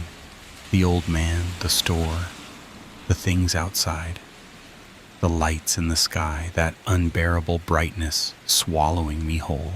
I sat up, pain lancing through my back, and looked down at myself. My jeans caked with dried mud, jacket sleeves shredded, my boots stained with something dark. But that couldn't be right. The gas station had been in the middle of nowhere, a dry stretch of cracked asphalt surrounded by emptiness, no trees for miles. So how the hell did I look like I'd sprinted through a forest? My hands were shaking as I pushed myself to my feet, and that's when I saw it, maybe a quarter mile down the road. The gas station, but not the one I remembered. This one was clean, freshly painted, cheerful even, with cars idling at the pumps and a bright LED sign advertising coffee and hot dogs. It looked normal, as if none of what happened the night before had ever happened at all. And yet my heart was pounding harder with every step I took toward it. I needed to see, to prove to myself that it was real, or wasn't. Inside, everything gleamed under warm fluorescent light. Shelves stocked neatly, the air crisp with air conditioning, and that artificial citrus scent of cleaning products. Behind the counter stood a young woman with a welcoming smile, her hair pulled back, name tag shining like it belonged to someone who actually liked their job. She looked up as I approached. Her voice sweet, rehearsed, utterly ordinary. "Good morning. What can I get for you today?" I stared at her, words caught somewhere between my ribs and throat. I was here last night," I said, unsure how much I even believed myself. "There was an old man behind the counter. Something happened." Her smile wavered just slightly, her brow creasing. "I worked the night shift. she said gently, like she was trying not to spook me. And I'm pretty sure there weren't any incidents. Maybe you've got the wrong place. I shook my head, stepping back, a cold nausea rising. No, I was here. I remember. But I couldn't say it out loud. Couldn't explain the eyes, the lights, the screams. Not without sounding insane. She was still watching me with that careful expression when I mumbled something about being tired, about maybe confusing things, and stumbled back out into the sunlight, feeling like I was floating an inch above the pavement. I climbed back into the car, fingers trembling as I gripped the steering wheel, my mind spiraling with possibilities. Hallucination, dream, breakdown. But it hadn't felt like a dream. It had felt real in a way dreams never do, soaked in blood and fear and cold sweat. And then I saw it. Sitting there on the passenger seat, glinting in the sunlight, was a small metallic object I knew I hadn't put there. About the size of a coin, but heavier, etched with strange, shifting symbols that refused to stay still under my gaze. I reached out with shaking hands, the metal strangely warm against my skin, almost alive. And the moment I touched it, I felt it. Vibration, deep and low, like a heartbeat beneath the surface. That was when I knew. Knew with the kind of certainty that drills through doubt and memory alike. It wasn't a dream. It happened. All of it. And something beyond anything I'd ever understood had left this behind, not as a warning, as an invitation. I didn't even realize I'd started the car until I was already pulling out onto the highway, the tires humming against the blacktop, the object now in my pocket, pulsing faintly like a second heart. I wasn't going home, couldn't. Not after this. Not after seeing what I saw, surviving whatever the hell that was. I needed answers about the lights, the creatures that moved like broken puppets, the old man's eyes, the rupture in reality that had swallowed me and spit me back out. I didn't know where I was going, only that I couldn't stop until I found something that made sense, something that connected the pieces of this waking nightmare. I glanced in the rearview mirror as the station shrank behind me, and for just a heartbeat, less than that, I saw him.